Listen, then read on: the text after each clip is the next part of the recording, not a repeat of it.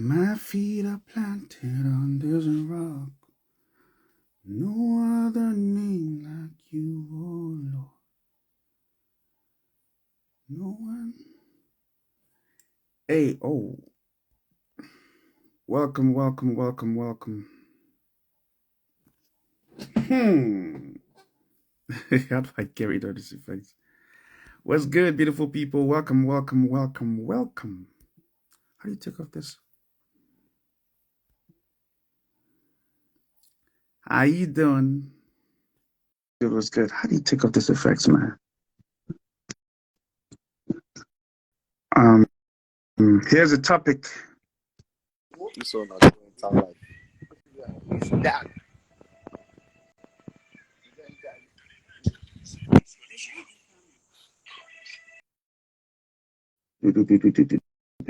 Hello, beautiful people. Welcome to church. What's good?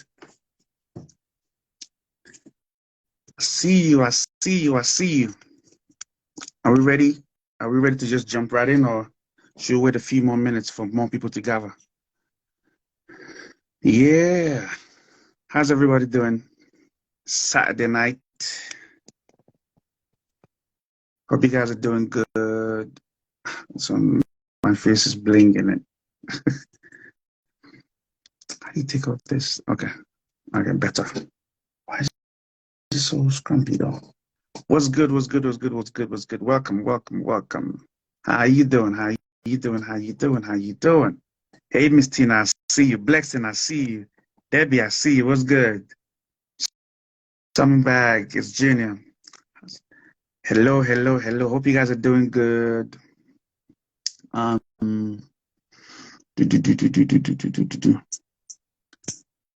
So,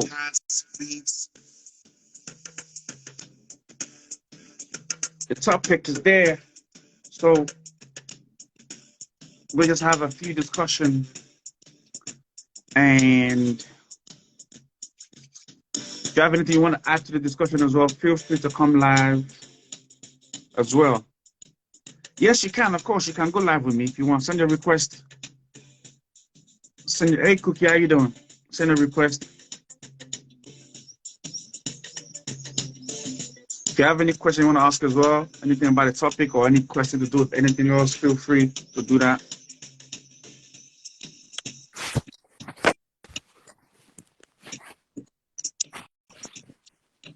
How you doing?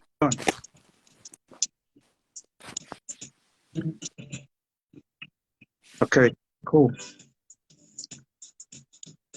How you doing, beautiful people? What's good? Welcome, welcome, welcome. Now, are we ready? Are we ready? Are we ready? Are we ready to jump into the topic?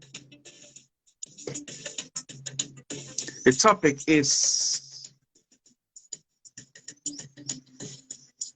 I'm trying to...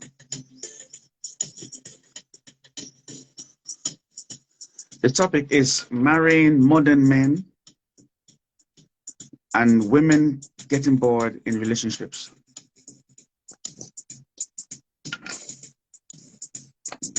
So, marrying modern men, Blessing is saying it's normal for guys to invite a girl out for dinner, and then she went with her friend. Only three guys. Okay. Okay, talking about the date. Yeah.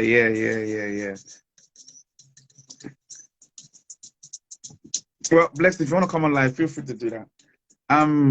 Yeah, it was a bit that story was a bit funny because the guy went asked the girl on a date and the girl brought her friend. So, and they ate something worth about, I would say about 500 euros, maybe about $600.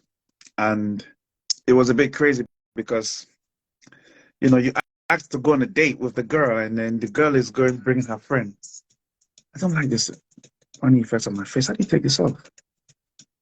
Where's the normal? Okay, let's not normal either. Oh man. Okay, I think this is the normal one. Huh? This camera. Oh, almost. Okay, yeah, number one now. So yeah, so let's get right into it. I'm trying to share the link to my friends as much as I can. So please, as you join, please share the link to your friends and let them join on the discussion. Um. Da, da, da, da, da, da, da, da.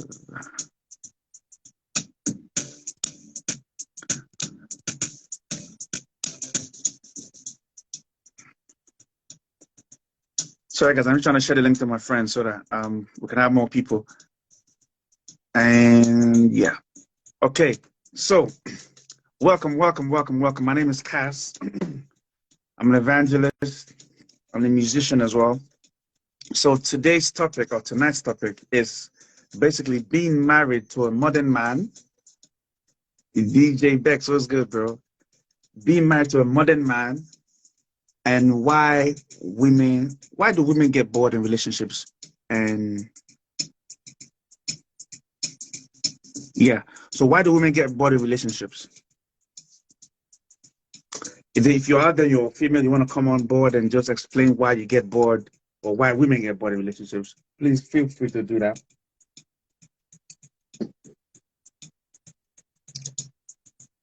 Anyone that wants to come on live, feel free to do that before I jump right into it. Why do women get bored in relationships? And it's funny because the typical modern woman gets bored easily. And I heard something today, which I posted on my Instagram page. A lady was saying she dumped her ex-boyfriend because he was too nice. You know, I'm like, you dumped him because he was too nice. That's a bit, weird, but you're supposed to want a good man that would make a good husband. But she said he was too nice. I was like, okay, that's crazy. So that means how you doing, Pressure? That means I think the lady has a problem with that. Anyway, so let's get into it. Let's pray. Heavenly Father, we thank you, Lord, for this gathering tonight. Lord God Almighty, as we discuss and just fellowship together, please be with us.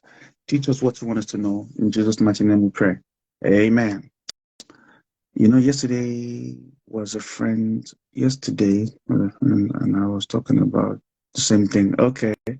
Anybody that wants to come on live, feel free to come on live, please. And I don't want any weird people coming live, but if you want to come on live, guy or girl, and you want to join in the discussion, feel free to do that as well. How you doing? Oh, my Bluetooth not picking up. Can you hear me? Yeah, I can hear. How you doing, Debbie? How you doing? Good. No, I'm saying, yesterday after the man, we were talking about the same thing, about relationship. Yeah. So what I'm saying, as a woman, yeah, you can spice up your one relationship also. You don't have to wait on the man to spice up a relationship. And you don't have to go out to this big fancy restaurant and stuff like that, to spice up a relationship. You can have your own, you can even go on Google, look up a nice recipe, make a nice fancy dinner for your husband, surprise him when he come home. You can even have your own dinner in your living room, candlelight in your living room, and spice up your own relationship. You don't have to wait on the man. Meet him at the door, put on something sexy, and spice up your own relationship. Exactly. Simple. Exactly. But why is it that a lot of women get bored easily? Sometimes you have some man really boring because even in bed you have some man, because I date men that you're laying in bed and hey Delhi. Oh yeah, that talk is gone. Yeah, they say there's some men that are really boring in a relationship. Oh man, I don't even know where to start. That just caught me off guard. So there are men that are really boring in relationships. So the women get bored easily. So what is it that women are looking for that will keep them, I would say, entertained in the marriage? What is it that, what are you as a woman looking for to keep you entertained in your marriage? Should I use the word entertain or keep you focused on your marriage? Marriage is not about entertainment.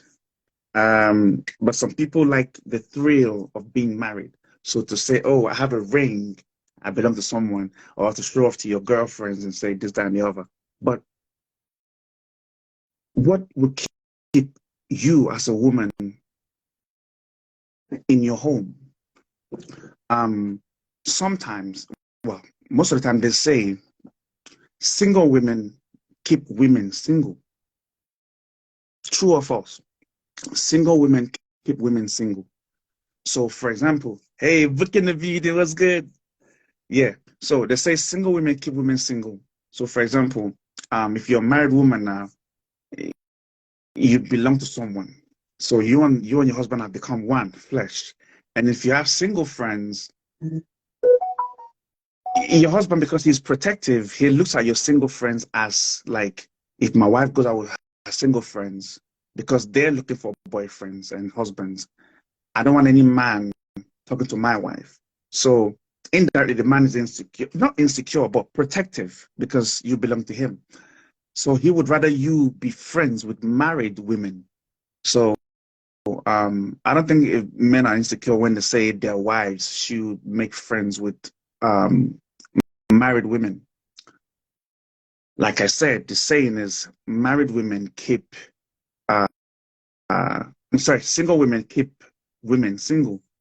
And there's this thing I heard the other time, which is very, very bad, that women that have I would say that have not done well in relationships, because they're still upset, they don't give the younger generation good advice. I'll repeat that. I heard through the grapevine, hello Adora, that women that have not done well in their past relationships, that have not done well in a past relationship, will not give good advice to younger girls coming up. Why? Because the thing is, from what I study, the thing is, because they want a certain kind of man, and then these younger girls are coming up and they're going for that same sort of kind of guy. Because they don't want the younger girls to get that kind of guy, they don't give good advice to the younger girls. If true or false, ladies, anybody can send a request and comment. Vuki, please feel free when you're ready, just you can clear some things if you don't mind. So marrying a modern man, marrying modern men. What is the benefit in marrying a modern man, and what is the pros and cons in marrying a modern man? You can never please or satisfy a woman. Interesting. You can never please or satisfy a woman. Oh shit. Melena, come on live, bro, and explain that. You can never please or satisfy a woman. Ladies, is that true? Hello. Praise, what's good? I'm going to on my video in the picture. Okay, no problem. Let me jam you with this question first of all. Is it true that you can never please or satisfy a woman? Is it true? It's not true. It's not true. True. It's absolutely not true. But someone just said you can't satisfy a woman because it's coming from a typical male point of view, in the sense that I would be nice to her. Because there's a saying, there's many videos out there. Even Tupac, the late great Tupac, said it, that he was going out with a girl and the girl dumped him because he was too nice. Okay. So he said the girl dumped him because he was too nice. And a lot of modern women these days, and there is not true as well, say a lot of women typically say they want the bad guy, and the bad guy breaks your heart, and then you're not, after a certain time or age in your life, you're not tired of the bad guy, you now want the good guy. But the good guy comes with good heart, and you don't want the good heart thing because it's too nice. What do you say about that? Ladies, anybody can come on. Or guys, come on. Sure. I'm trying to set my extra light because I don't want to put on my main light. Okay. So And I'm sitting down why for you don't? today because this Okay. topic hits home. So I need to sit down so that we can have this conversation.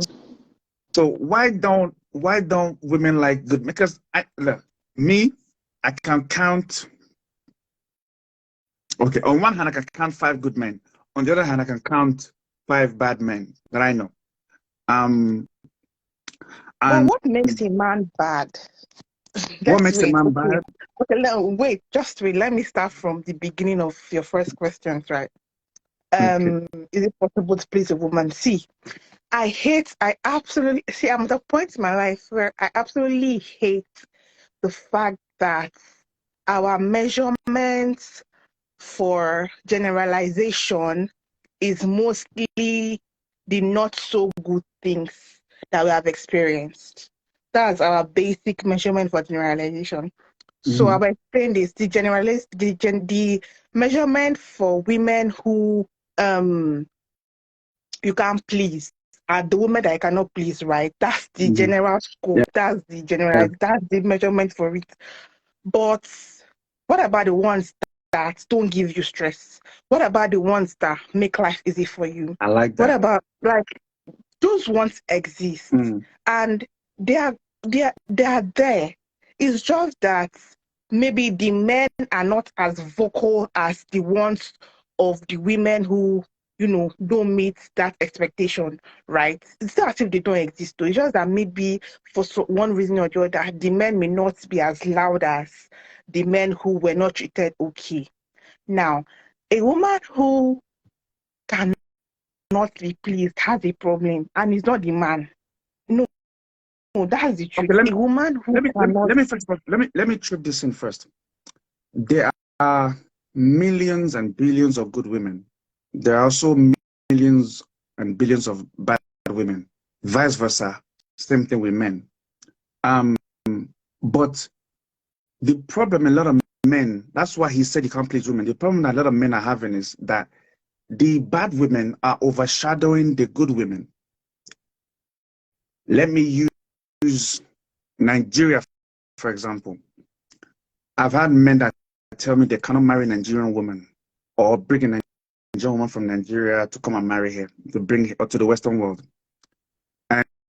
And the other way around too, same thing with men. But what I'm trying to just stick on the women's side now. When those guys tell me, oh, they can't marry a Nigerian woman, in my head, I'm thinking the problem you are having, my guy, is the fact that you have dealt with the wrong Nigerian woman. Thank you. So I know, okay, I've dealt with the wrong Nigerian kind of woman, and I know how it stings, and I know how it hurts. It takes years to heal. Exactly. Um, And people but don't like to heal. People yeah, don't enjoy the healing process. People don't necessarily think that they have to heal. They count moving on as a process that you just move on and you just date someone else. They don't mm, count healing as part of moving on. And you can until you consciously heal, right? You cannot mhm, particularly experience the goodness you seek. that's And right. that is fact.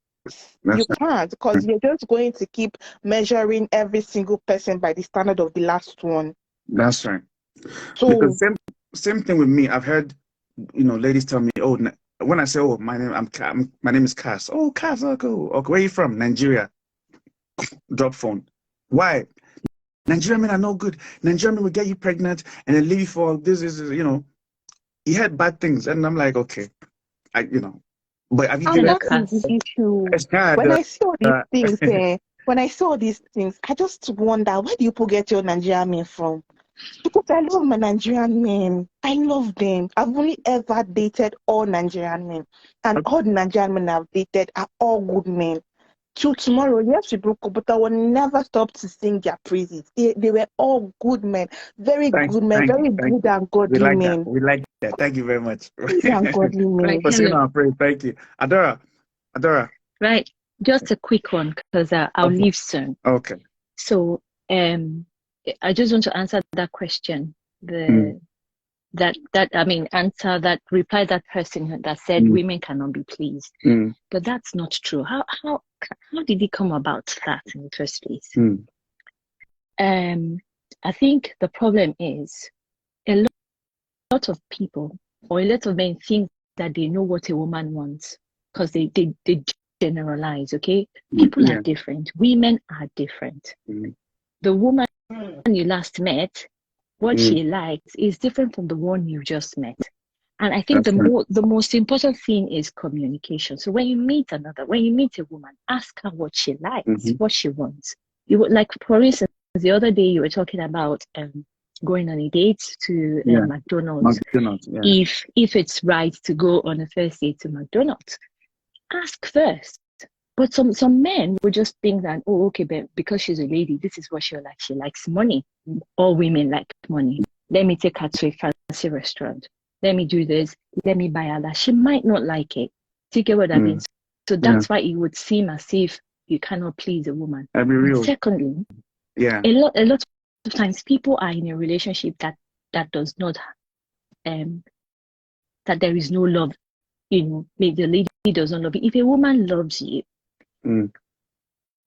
everything you do will please her. She will be happy with what you can do and what you cannot even do. Do you get what I mean?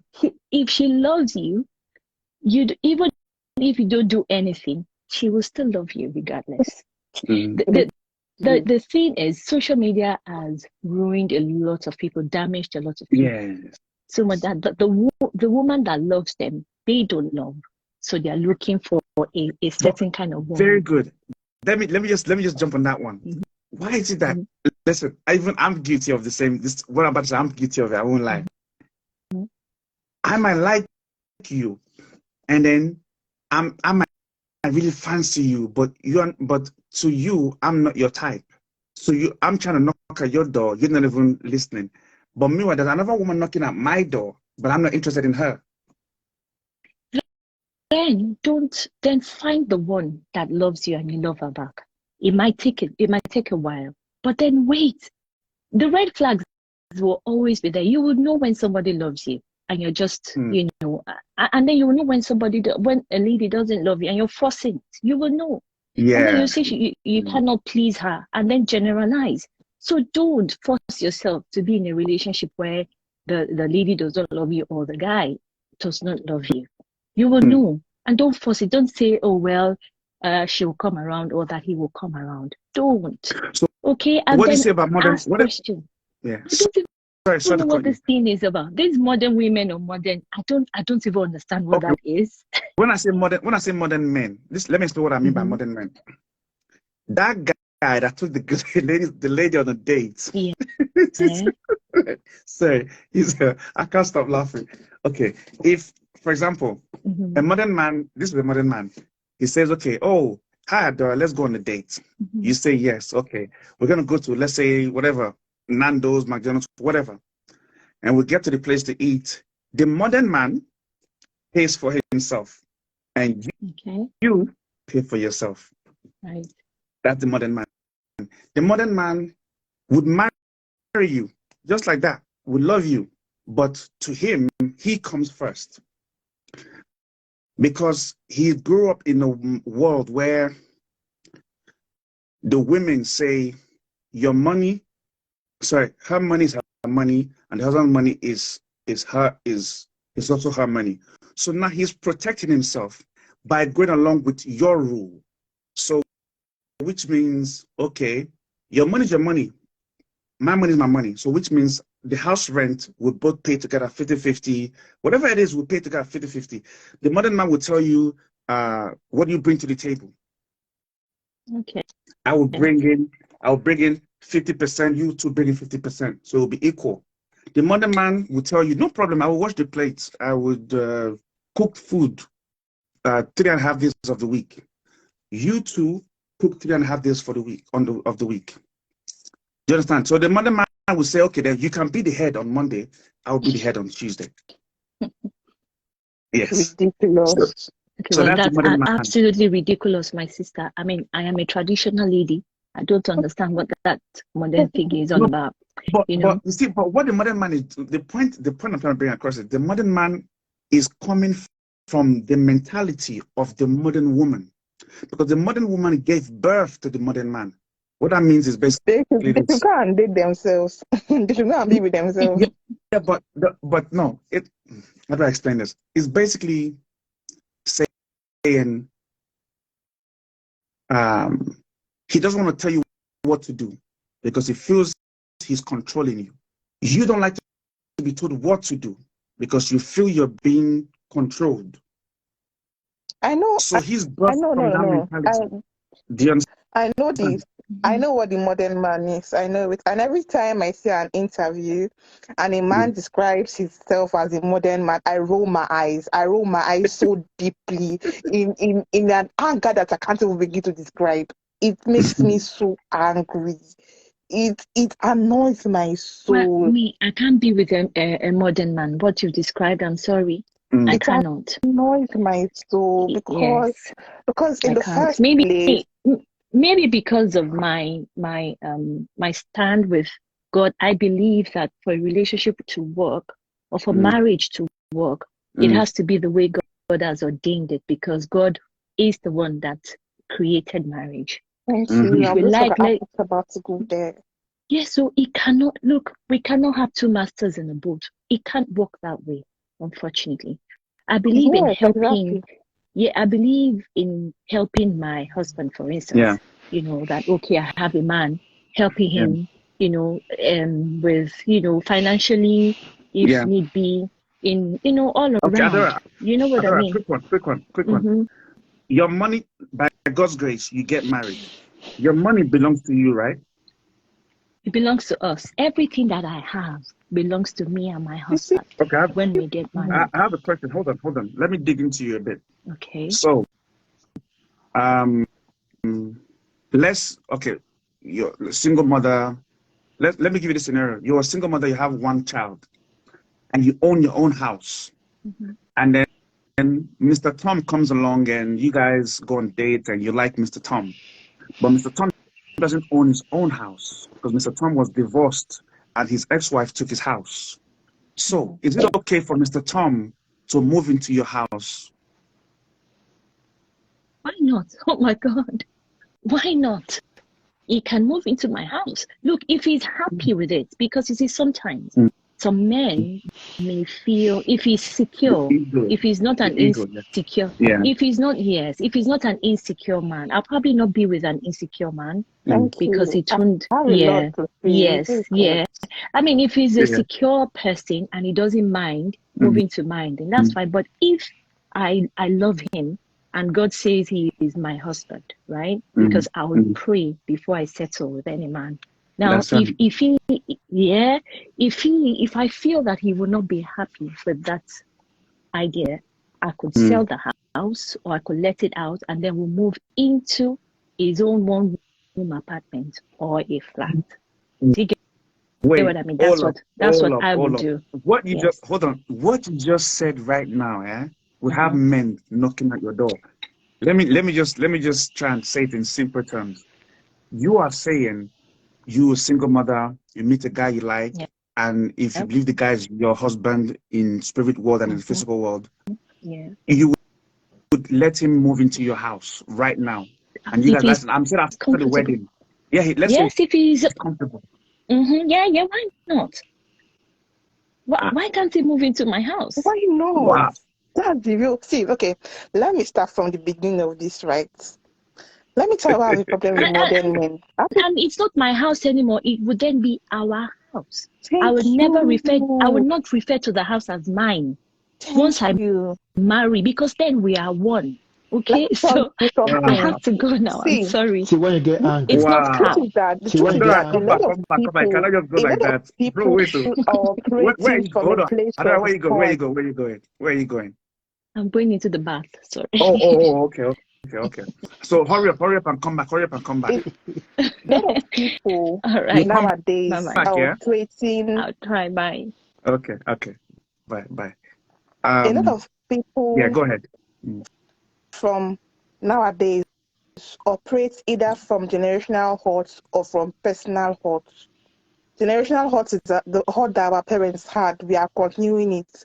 or our own heart based on our own experiences. Yeah. Now, here's what I have a big problem with modern men, because if you're a modern man, it means you don't understand your place in God.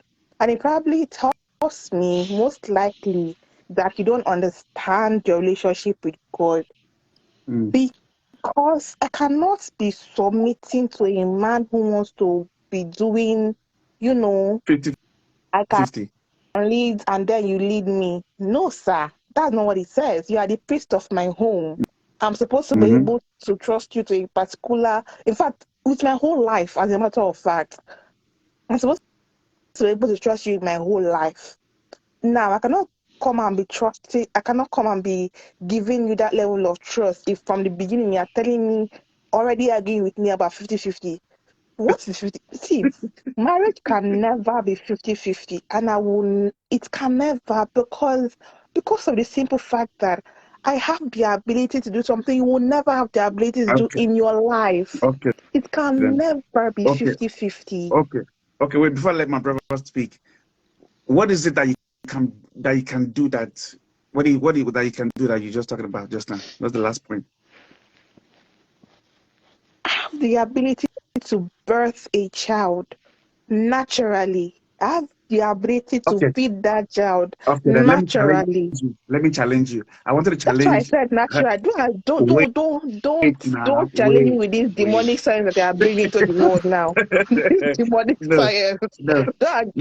What I'm doing here, I'm trying to,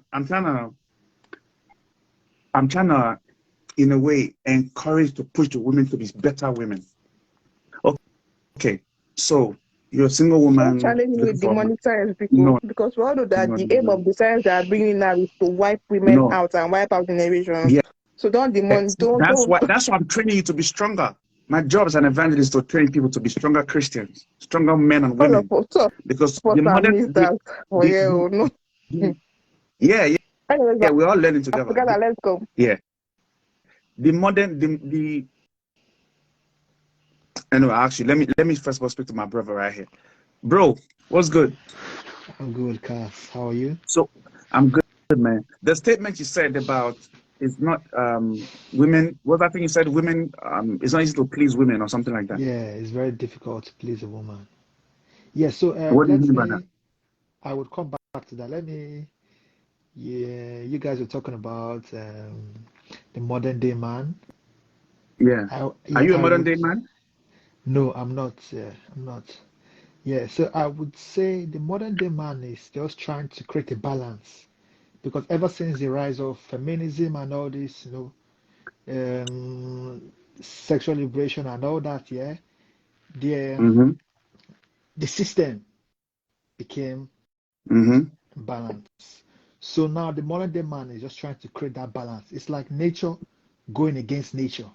So there must be that balance. There must be that balance. That's why today we see men aren't acting like how we used to act in the past. That's right. Yeah, so I would say it's nature versus nature.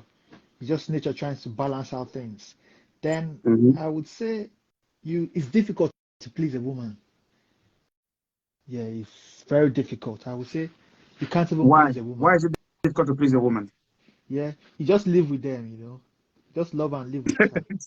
Just live with them. Yeah, just love her and live with her. If you are trying to please a woman, it's, Why? you will keep doing it till a man leaves this planet. Why do you say it's difficult? I'm Why? a traditional man, so we have our own beliefs. You just love a woman and live with her. You don't try to please her, because the more you keep going, you're the Are extra mile. you speaking from what someone told you, or are you speaking from experience? So basically, I'm speaking from experience and from what I have learned. Uncle, thank you very much, man, for buying the badge. Thank you. Who did you learn How you from? done? How you done? See, yeah, when you live with old people, you learn a lot. You understand? Yes. You learn a lot. It's just like now, young boys, they don't have that father figure. They don't have that male figure. That's why it's very important for young boys to grow up with men that will influence them, that will guide them. The reason why I said men shouldn't just keep going out of their way to please a woman, just live with her and love her. That's all. So are Yeah, so that is what, if we go back to ancient times, talk about people have their philosophies, yeah, honor the Mm. gods, love your woman, and defend your country. So that is, Yes. it's simple, it's simple, it's simple. Mm. So yeah, so the modern day man is just trying to balance the system. It's nature versus nature. I So, have a so The like I said problem from with what you're saying. Say that again. I have a problem with something you just said. No, no, Right? yeah. So basically, you shouldn't have a problem. No, no, no. Oh, no, no. Let me tell you why. Mm? Because you said when you live with old people, you learn a lot. Yes. It doesn't necessitate that what you're learning is particularly the best way forward. You can Yeah. learn, but it doesn't necessitate that what you're learning is particularly the best way forward. Yeah. So see, For yeah. So boys, yeah, example, for boys need to example, grow up around men to become men. I'm not arguing with you. As a matter of Okay. fact, I agree with you. I believe Okay. that wholeheartedly. I'm not arguing that with you. But you can learn and it doesn't necessarily that you're learning the best. Like for example, one of the reasons that I actually clicked to come on was because Cass said something about women in the past generation who have been hurt and haven't healed from that hurt and they are now passing on by that. That's why I came on. So you are living with a woman from that kind of generation and you are learning. What you are learning is not particularly the best thing, but you are learning it regardless. So you can Okay. actually live with an older person, in fact, the oldest person, and still not necessarily learn the best things that will particularly. yes, yes, that's Yeah. So fact. yeah, it goes down. It all boils down to the type of person you're around. Yes. There's something I said from the beginning that there's some people, let me speak, there's some women that wouldn't want to give good advice to younger women because the mistake that they made in the past, they want the younger ones to make it too because they're not happy with themselves. Yes. I know of old women in their 70s, in their You're 60s, right. in their, that have made mistakes in their past, and that they now see, even women will advise some wicked women will advise their daughters to literally fight with their husbands, not Yes. To leave their agree to what marriage. the husband is saying. And then the husband will say, but mother-in-law, let me do my house, let me manage my home the way I see fit. The mother will say something, the daughter would say, yes, my mother is right. Then the man will not say, are you married to me or are you married to your mother? To your mother. Vice versa, too, modern day man or mommy's boys or what they call them, them to listen to their mothers too. Or, they will say, no, they would want to please their mothers. I'm talking about the men now, Yes. to rule over the women and say, you married to me now, so listen to what I'm saying. In some cases, they are right, but there's a way you would so that you're right without being too aggressive. But then again, sometimes some women, not all women, some women can push you that the man will not be like, I'm the man, I'm talking. Yeah. Like yeah, Doesn't, cars. Like yeah, cars. Yeah. So ever since I moved to the West, yeah, I've yeah. been finding it very difficult. It's like those my traditional values, Mm. they they are they are leaving me. Should I say leaving me? Because now it's like, I but like what you just said because the yes, reason why I said about sorry to cut you, bro. The reason why I said about this modern man thing is the modern men are becoming more than traditional men these days because No, I no, no, no, disagree. no, no, bro, Guys, I no. Let me disagree. let me explain what I mean. Let me explain what I mean. I said that to mean this. A lot of men now see that, you know what? If I'm a traditional man, most women are not traditional women. So okay, then because men were the one that are hunting. Okay, then in order for me to get this woman, then let me go at her pace, which means, okay, what are you saying? Oh, if we marry, you wash plate on Tuesday, I wash plate on Wednesday. Okay, then let's do it that way. Some men, I'm telling you what I know. Some men are literally giving up that traditional mindset and now going to the modern level so that they can be in a Oh, marriage because men are more lonelier than women. Huh? No, Let me explain. no. Wait, wait. I just said something. Let me explain that part. Let me explain that part for you to understand what I mean. You are right, Cass. No, I understand what you mean. I No, understand you no, no, perfectly. sis, However, 1 minute. No, sis, 1 minute, 1 minute. Let me rephrase that again. Men are more lonelier. Loneliness are more with men than women. Don't get me wrong. There are more single women than men, yes, but men are more lonely than women. Women can hold themselves from sex longer than men, but men, we need to have sex more regularly You are than wrong, Cass. You're You are wrong, Cass. men. I You're want to wrong. agree Okay, with Yeah, you. correct you're me. wrong. Yeah. Let me Correct tell me you then. something. Okay, So sorry. let my So brother sorry. speak first. So Chris, I'm gonna let you know that when it Mm. comes to sex, Yeah, women have the key to sex. It's that's the right. woman who will tell you they have the right to tell you, okay, I want to have sex. You know. So Mm. I will say what you said is wrong because But an average man, an average woman who can hold themselves longer without sex, man or woman. I it's a man. I would That's what I'm saying.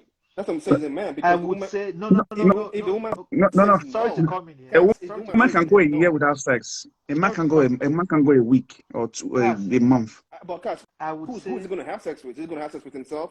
If those women, as I said, women have the key to sex. They said, no, I'm not going to have sex with you. What you going to do? No, you don't get my question. You don't get my question. My question is very simple. A man, an average man and an average woman who can hold themselves without having sex longer. Answer that. I would say me personally, I would say it is a man. I would Why? say it's a man. Why do you say it's Let a me man? let me give you my reasons here. Okay. Men have sex with who they can. Women have sex with who they want. Don't forget, he said an average man. He didn't say a high value man. Yeah. He said An an average, average Yes. man. yeah. Average. It's a man, yeah. An, A bro, an high average value man. man know they get sex. That's what I'm saying You're here. not. Okay, Okay. yes, I understand what you're saying. You I understand what understand you're saying. Yeah, I now? understand. Yeah. Yeah, I So understand what you're saying yeah, now. yeah. See, You're So right. I Yeah, see. would say it's a man. Because yeah. Cass, No, you would say it's an Mhm. average man, not just man, an average man. Yeah. Yeah. There is something I Yeah. have understood here. Every woman who tells you she's single, somebody somewhere, so is doing the job. Somebody is putting in that work. Yeah. But have to make you Yeah. believe, oh, I'm single. Cass, I have been around women. I have been around women. Mm. By 2 a.m., somebody's knocking on her door. He's parked his car outside. Mhm. So, this is what I can confidently say that most women are, they are getting it down. But the average man is not even getting anything at all. He's not getting anything at all. Nothing. Okay, Yeah. okay. But I want to understand though, before we go ahead and talk about average man. So, guys, Mm. what's your definition of an average man? Who's an average man? Okay. An average man. Okay. Let me talk in pounds. Let me talk about England. An average man makes, let's say, 15 to 20,000 pounds a year.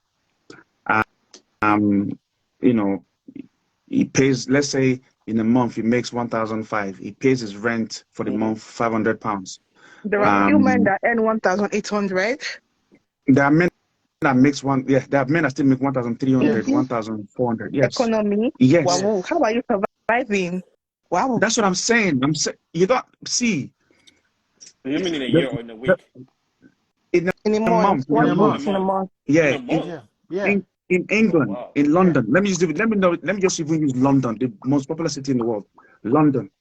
An average guy can make £1,500 a month, Mm-hmm. and then lives in one single room.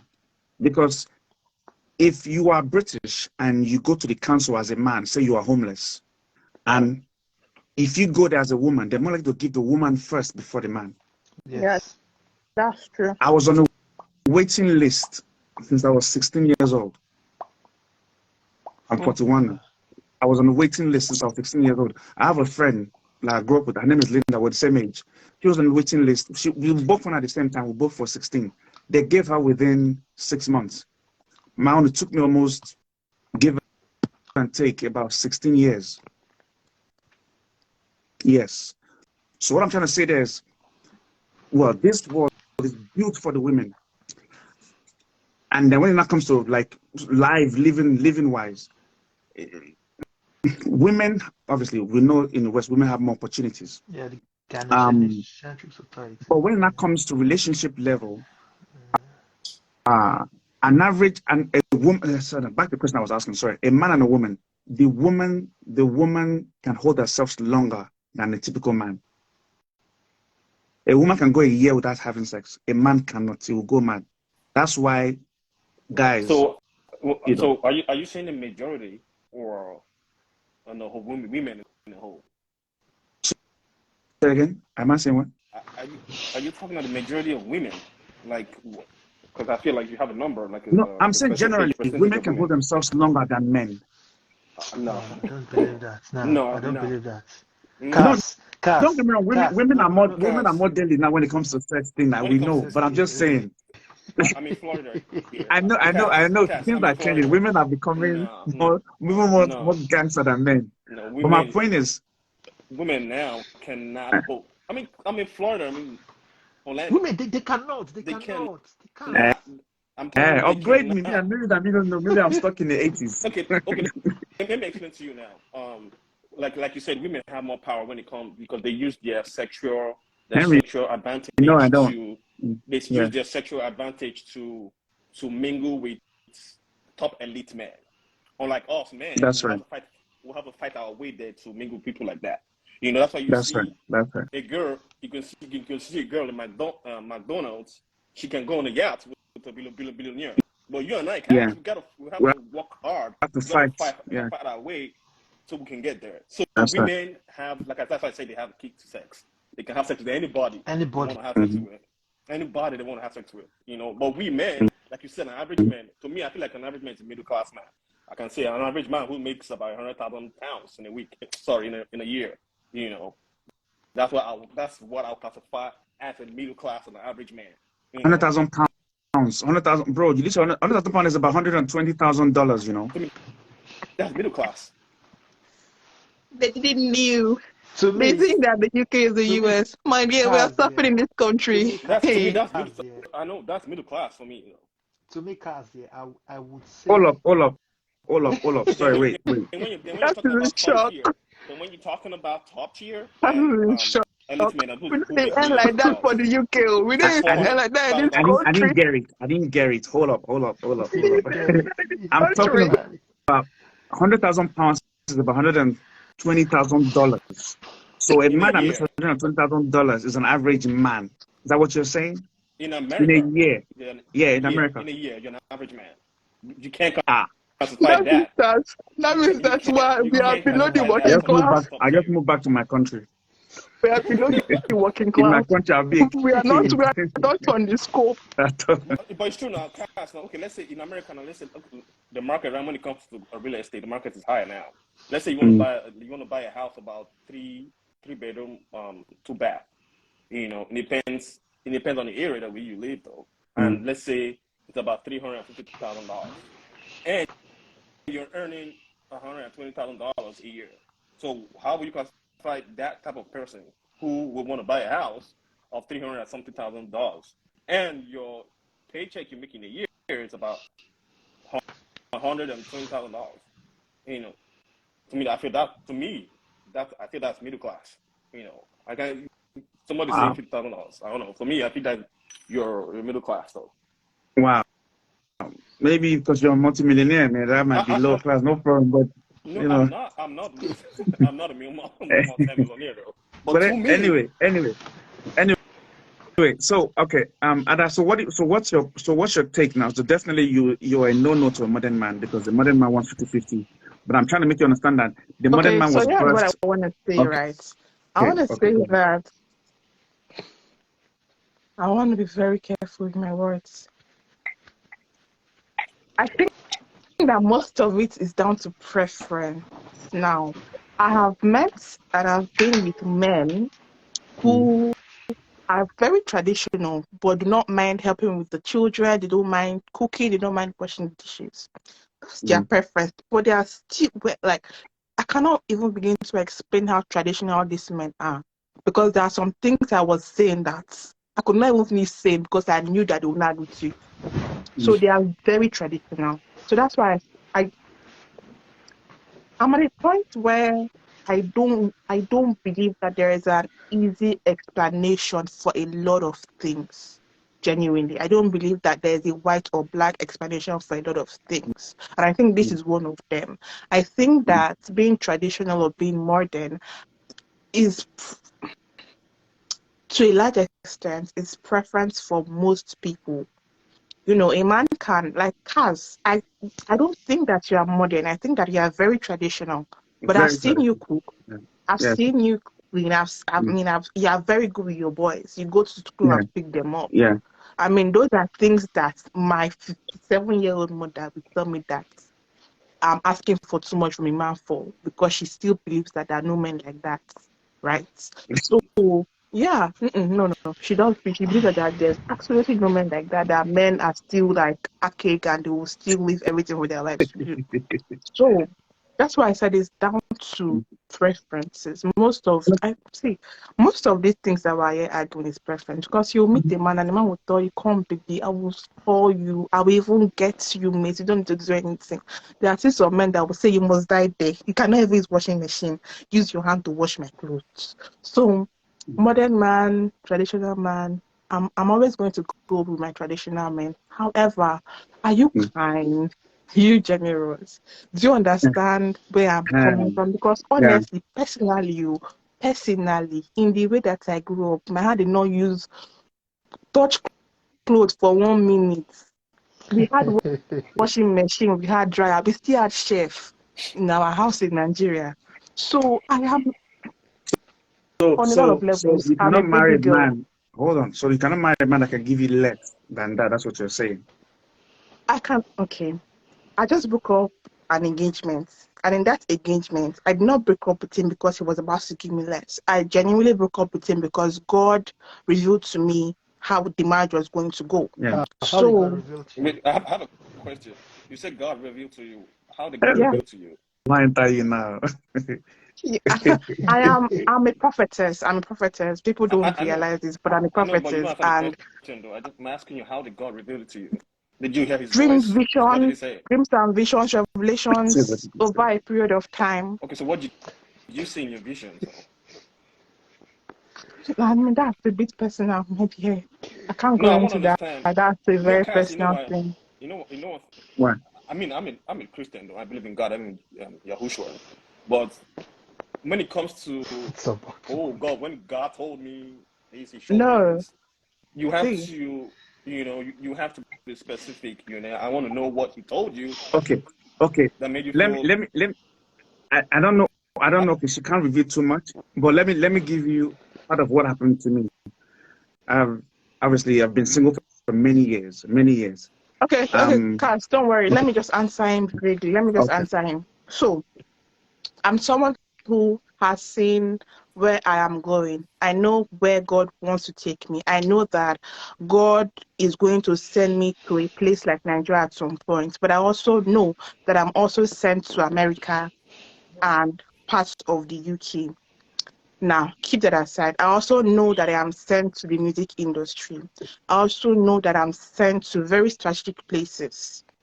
I also Mm. know that I can't particularly. So, in one of my revelations, right, there was something God asked me to ask him, right?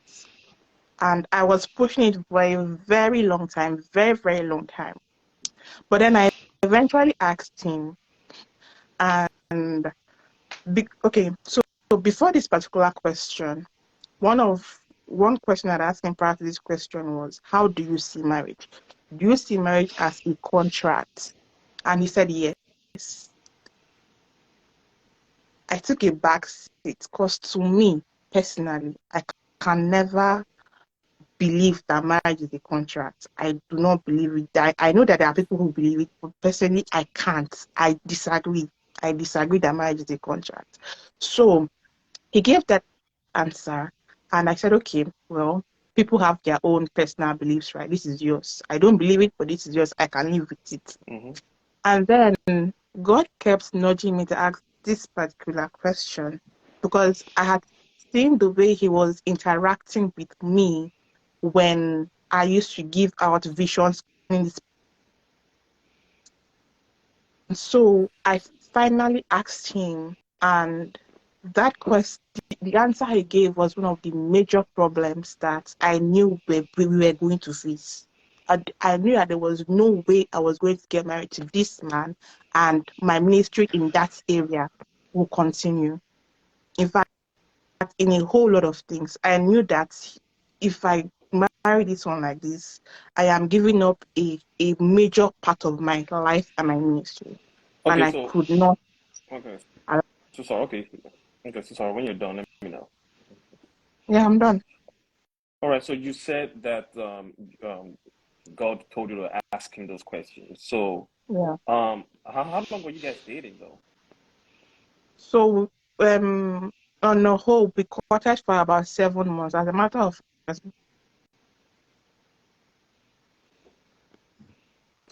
Oh, your line is breaking up. I mean, so was that how you were trying to get to know him, or was that how you guys were trying to get to know each other by trying to how do you mean? Sorry, hold on. by trying to see his view towards marriage? What is this one knocking at? Please, you have to calm down. Sorry, please. My sister is knocking at the door. Kas So, Topics. O'Shea, Cass, you know why I'm asking hey, this? and, Cass, you know I'm asking these questions. You know I'm asking these questions though.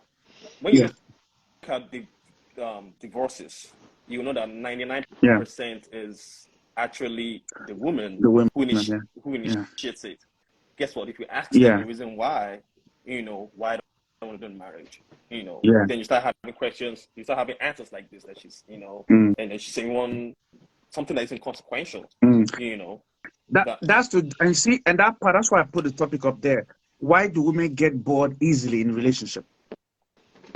Because a lot of women get. One girl I posted on my page said she left her boyfriend. Why? Because she said the guy was too nice. She said whenever she says anything, the guy does it. I'm like, that's his job. He's a man. He's supposed to provide. He's supposed to give you, I mean, kind of give you what you want. The other one said, the other one was angry with the husband that everything she wrote on the list, the husband gave. The woman started getting angry. The You woman can't said, please them. You can't please them. it's not even police. It's not even police. Not police. It's not even about pleasing them. It's about if your ideology does not benefit Adora, benefit them. I want to bring you back on soon. So Okay, go can I ahead. go? Can I go? Yes, sir, go I want ahead. to go. Go ahead. Oh, so I'm just saying that if the ideology, when it comes to women, if your ideology as a man doesn't Adam, mute your align mic. with, Mute your mic. Sorry, go ahead. I mean, if your ideology don't align with their own mentality, they find it kind of difficult for them to communicate with you, especially Yeah. when they feel like it doesn't benefit them. Mm. So it's only when, like what she said right now, because of his view of marriage is different from hers, she cut it off. No, that was not the major reason. That was just one of them. That wasn't why. Okay. Remember, I said I could live with that. Remember, I said I could live with that. I did not mind. I could live with that. I said Mm. that. Mm. So I could live with that. So that was not my reason. That was not my Um, main reason. That was just one of it. And it was what we had was not a communication issue. It wasn't. I could tell you that for free because he's one of the best guys I've been with. But when what makes you think you will get a better guy than him tomorrow? I was about to oh ask that. oh my I was love, about to ask that question. I've gotten another one. Oh shit. I'm Hmm. the man. Okay. So Okay. you feel he's the right person. You feel that the one you have now You is the feel right this person. one is the right person. I mean, I'm still praying, but he's a good guy. I mean, he doesn't take out of his goodness. I said that from the beginning. He doesn't take out of their goodness. I just won't. I just won't get May God, married to anyone may who God help us God all. doesn't say that I should get married to. God doesn't approve of. I just won't. See, May God, okay. may God help Anyways, us all. I wish you luck, but I'm gonna tell you that I'm not saying you shouldn't pray. I believe in prayer, though. But I feel like you, even though I don't know why you really left the other one. What if this one does something you don't like, and you're gonna say, you know what? God showed me and told me, I didn't see. I didn't leave him because he did something I don't like. That's what you're not getting. I left because it did not align with my destiny ministry. That's why I Hope left. well. that's what I'm saying. It's the same thing because you don't like it because of his ministry. That's what I'm saying. So you have to understand, man. You can't. Women want the perfect. They want a perfect man. You can't have a perfect man, And you can't have a perfect woman and you either. cannot I'm have not a perfect looking. woman either. Okay. I'm not looking for. I know what you're saying is true, and I've never looked. As a matter of fact, right? Yes, I do have a little bit of standards, but like I can even bring the book that I wrote when I wanted a man. The major thing that I wrote there was a good man and a man that is a friend of God. Those were the major things I wrote. So it's not like I have one long list of superficial things. No, I just wrote a good man and a man that fears God. Those are my priorities. And as long as we align to a point where it's good with my destiny, that's all. I'm not asking for you to give me Okay. the world. No. As a matter of fact, it's not hard to please me. You know So what? When you're talking, you remind me of my elder sister. You know, I don't want to call her out, but I'm just going to tell you a little bit of what happened to her. You know, my elder sister's just like you, and she was talking like she was saying a lot of stuff like you. She's like the holy kind of girl. You know, men were Why they coming. laugh? Why they laugh? Men were coming. Men were coming, and the men were coming. You know, she I don't know. What she was this girl is saying is what my elder sister used to say.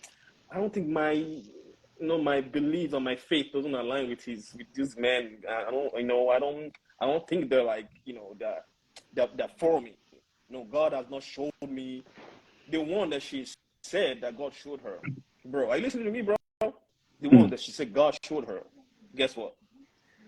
That dude was already planning his wedding with somebody else. And he was playing along with my sister. Wow. Mad. Then when she said, "Oh," he told my mom, "This is the man I prayed so hard. And God said, God didn't tell you shit.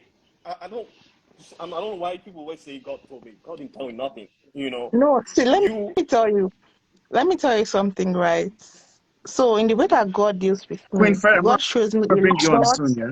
God shows me a lot of the things that happen in this man's life. So I'm not saying, see, I'm someone who dreams for nations. So see, before the attack in Kuje prison in Abuja happened, God already showed it to me. So I dreams for nations, and a lot of the men I've been with, God has shown me their lives exactly. Like God has shown me exactly who they are. Do you get? So I'm not. I don't just say God showed me. No, I don't abuse that. I don't abuse the whole God showed me. I don't say it if it's not it. And I also don't like, I mean, it's not a life or death situation. Why would I say that God said something when God knows it? How old are you though? It's not that deep. How old are you? I'm 27. Oh, okay. She's still young. She's still She's young. not. Still She's good. not too young. No, that's her prime. You're in your prime right now. Okay. Okay, she's a prime. Once you're from 33 upwards, you're going off your prime. So as I'm saying, you're 27. Okay. I mean, I thought you were God younger. shows you. I thought maybe you were older. I'm surprised you're 27, actually. No, you're at your prime though. But it's fine. But I would suggest you, if you're praying. I'm not saying you shouldn't pray though. I mean, I prayed to God too. On my ex-wife, I thought that was, and I saw a dream of her. I saw a dream of this girl where she puts on glasses, very quiet, calm girl. I met her, and I was telling everybody, man, this is the girl. This is God. Girl, God showed me, dude, bro.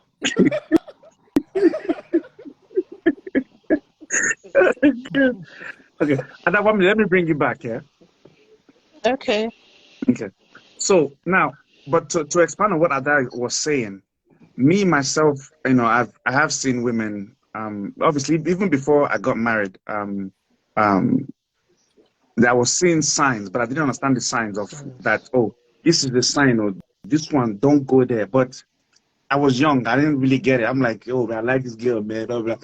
She got pregnant. I'm like, yeah. So that's why that's even why I should marry her, because she's pregnant for me. Blah blah blah blah blah. We marry. On the wedding day, I didn't go home with my wife. I went home alone, and I was still trying to fight. Yeah, my story that movie. Man, yours is worse than mine, bro. Yours Yeah, is worse than mine, bro. so Mad. exactly. So, but then I don't want to go too much into it. But my point is, even with that, I was still fighting until the country come from my eye. And I was okay. It's okay. More shame, more baby, familiar, baby, familiar. So, but now that I'm more mature spiritually and physically, if I see a girl I like, what normally happens if I truly like her, I'll tell God, I like this girl. Please show me. And it's not a joke. He always just shows me. I can't explain. He shows me. So Kaz, So yeah. When you say God shows you, yeah. Let me give you one okay. scenario. Let me give you one scenario. Okay. There was this lady from Barbados. Exotic. See, she's optic. If God just say wake me, doctor, she can't go back to her. The way I feel wrong, because see, okay, because I'm into entertainment, I like my girl to be fine, and if she can dance a bit, hey, don't bust my head. Because I'm a musician, so I feel they make beats. I look at my wife, I'm making the beat, So and she was from Barbados, and then she used to send me like videos of Bayesian girls, Rihanna from Barbados too. So and Bayesians, they can whine all this kind of calypso. Yeah, that's the tradition, though. It bust my head. So me and I were not talking on the phone. Everything was cool. So she now said to me, "Oh, have I prayed? Queen Ferris, send a request again. I don't know why it's not working." She now said, "Okay." And I said she should pray, and I will pray too to see if, spiritually we're supposed to be together, because I've made many mistakes in the past. I don't want to make any more mistakes. She said, "Okay." She said, well, she will pray. And in her prayer, she now dreamt. In the dream, she saw me all in white, sitting on a chair, like she. So what she did, what God revealed to her was, she saw me in my spirit world, in what I look like spiritually. She saw me all in white, sitting on a chair. Then she now came to me with a bottle of wine, and I said, "Okay, what does that mean? What do you think? What do you think is the meaning of the dream?" She said, "Well, it shows me coming to serve you as my husband." I was like, "Oh, that's very sweet." But as I was talking to her, in my head, I was hearing, "She's seen you in the spirit realm, what you really look like, but she's coming to serve you a drink to honor you as a minister of God, not husband." Okay. Then, yes, that's the meaning of the vision she got, but she didn't understand the meaning of the vision. So then, the day she not supposed to, she not said to me, "But what about you, Kas? Have you prayed?" I said, "No, I've not prayed, but I will." As I was saying, "I will," in my head I heard, "Have you praised me today?" So she's still on the phone to be saying, "Hello, are you there?" So I just paused. I started talking to God immediately. "Oh Lord," I just in my mind started praying to God, like, "Oh Lord," and because I just woke up, I didn't pray because she called me, she woke me up. So I started praying for just 10 seconds. And I came out and I said, "Oh, hello, hi, yeah." I said, "Okay, you know what? I'll pray today and I'll let you know what God says." And then I really did pray. No, actually, I didn't pray. It was just that time when God said, "Have you praised me today?" When I said, "Lord," just that 10 seconds, then I fell asleep. Then this how God showed me who she was. In the dream, I was walking, I think, within a forest. Snake, different snake. When I mean snake, have you seen that movie with Anaconda with Jennifer Lopez and Ice Cube? Yes. You see that big giant snake? Imagine that, like about 12 of them chasing. Mad. So different sizes. So now what happened to me was this: from the spirit realm, in the vision to the physical realm. So I was running. They were trying to bite me, running. So now when I now woke up into my body, I was like this. I was paralyzed. God is my witness. I'm not supposed to swear because we're not supposed to swear in the Bible. But I give you my word, and God is my witness. I cannot lie and use God's name. I was physically in the physical world. I could not move. I was like this. I was just like this on the bed. I couldn't move. I woke up. I was doing like this, but my eyes can move, but my body cannot move. I started saying, Jesus, Jesus, Jesus, Jesus, Jesus. The man was saying Jesus. My tried to get strength. Jesus, Jesus. See, the reason why I believe the name Jesus, because the original name is Yeshua. But some people argue with me and say, but Jesus is not the name. And I made them understand Jesus is the translation, the English translation of the name. Different language has the different translation. So, but the reason why I know that that name Jesus is affiliated with God, Yeshua, But is because I've had that stuff before, but I think that's sleep yeah, paralysis. no, No, he was awake. He was awake, right? I was awake. My guy, Awake, yeah. they attacked me from the spirit realm to the physical. It happened. Something can bite you in the spiritual, something can bite you from the spirit world, and it will affect you in the physical world. Okay. Anyway, long story short, so I was like this. The man was saying, I was saying Jesus, Jesus, Jesus, Jesus, Jesus. So the man was saying Jesus. I could feel my body and I can now move my beat. Jesus, Jesus, Jesus. Then my full body, and I now got a hold of my body. I could now move my fingers. Then I just took my duvet off because I was scared that the snake came into the room from the dream.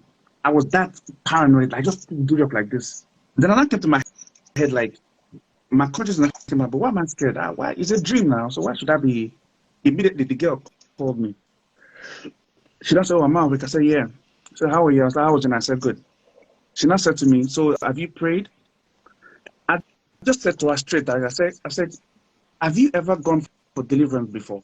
She said to me, yes, when I was younger. I said, was it to do with snakes? She said, oh, yeah. Like said, I'm nothing. I said, okay. I said, you know what? I think you need to go for more deliverance. She said, why? I said, because you have something to do with snakes. You know, since that, the girl not call me again. She has not called me since then. So some people, they worship snakes from their ancestors. Okay, yeah, it's And possible. and it's not very possible. It's fact. I know of someone that's been on this service a few times. Where they come from, they worship snakes too, but in the water. And he doesn't worship the snakes. He doesn't anymore. But he still sends tributes to the family in the village to pay tribute to the snake. So indirectly still affiliated. And the snake still comes to see him in the dreams. So that's something else. But my point is, Okay, go on. No, I was like, wow. Something here. I'll just ask something here. I don't know if it's something I should say live. Go ahead. This is the church service now, but go ahead. Yeah. So, what about here someone here who sees a woman in the dream? Like that woman, yeah. Like you keep seeing her in the dream. Like it's mad. Yeah. Like, I don't want to say it. You understand? Yeah. Okay. I don't want to say it. Okay, you keep seeing the same woman in your dream. Yeah, like growing up, like, so she used to say, I don't want to say it, she say it on live cast, yeah. I don't want to say it, yeah. I don't want to say it on live cast. Okay. You can decode it though. Because from what you're saying, okay.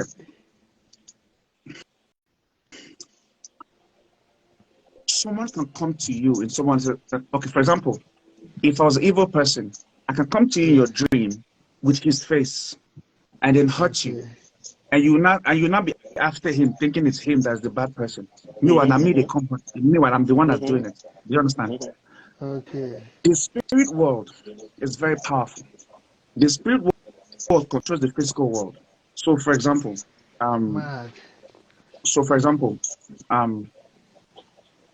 you might see that face every time in the dream. You might be someone you know, might be someone you don't know. Some people will say, oh, I saw my father or I saw my mother. Meanwhile, my father or my mother has been died for years. You know, is it their ghost that is coming? This. There are different mysteries to this world. Mm-hmm. But what is fact is this: the spirit world is very real, and there are people watching, just like they're looking at you like this. Mm-hmm. And one person, one human being, can be possessed by over 6,000 spirits. Facts. So that's why fact. Jesus, when that man saw Jesus, he said, "Son of God, have you come? Is it time? Have you come to get for us?" Jesus told them, "Silence. Who are you?" He now spoke and said, "We are legions." A legion is about 6,000, let's say, soldiers in Roman time. Yeah, it's not like he doesn't know them. He knows them, but just sometimes God is They rhetorical recognize questions. they're the one that called out to him first, because they know that this is God. God has come. That's why I said, "Have you come?" He just said, "Who are you?" Then said, "We are legions." And they even begged Jesus to put them in the pigs. So the point I'm trying to make you understand is, men and Oh my God! women. Do you know? You just said something? So that's where they got this story. Have you seen this movie, The Exorcist, the new one that just came out? Yeah, but I've not Russell Crowe. I've not seen it, but yeah, I've seen the advert. So that's where they got that story from. I was like, because Mm. the Reverend Father, was trying to so a demon who called himself Legion, it's possessed man. Yeah. And Yes. but the father did not perform exorcist on it. Mm. What the father did was reverse psychology. He used psychology on the demon. Mm. So what he did was they brought a pig, Mm. and he was talking to the demon. And I told him, okay, you say you call yourself Legion, right? Okay, if you know you. Well, from what I heard that you guys you don't have power. You're less of yourself.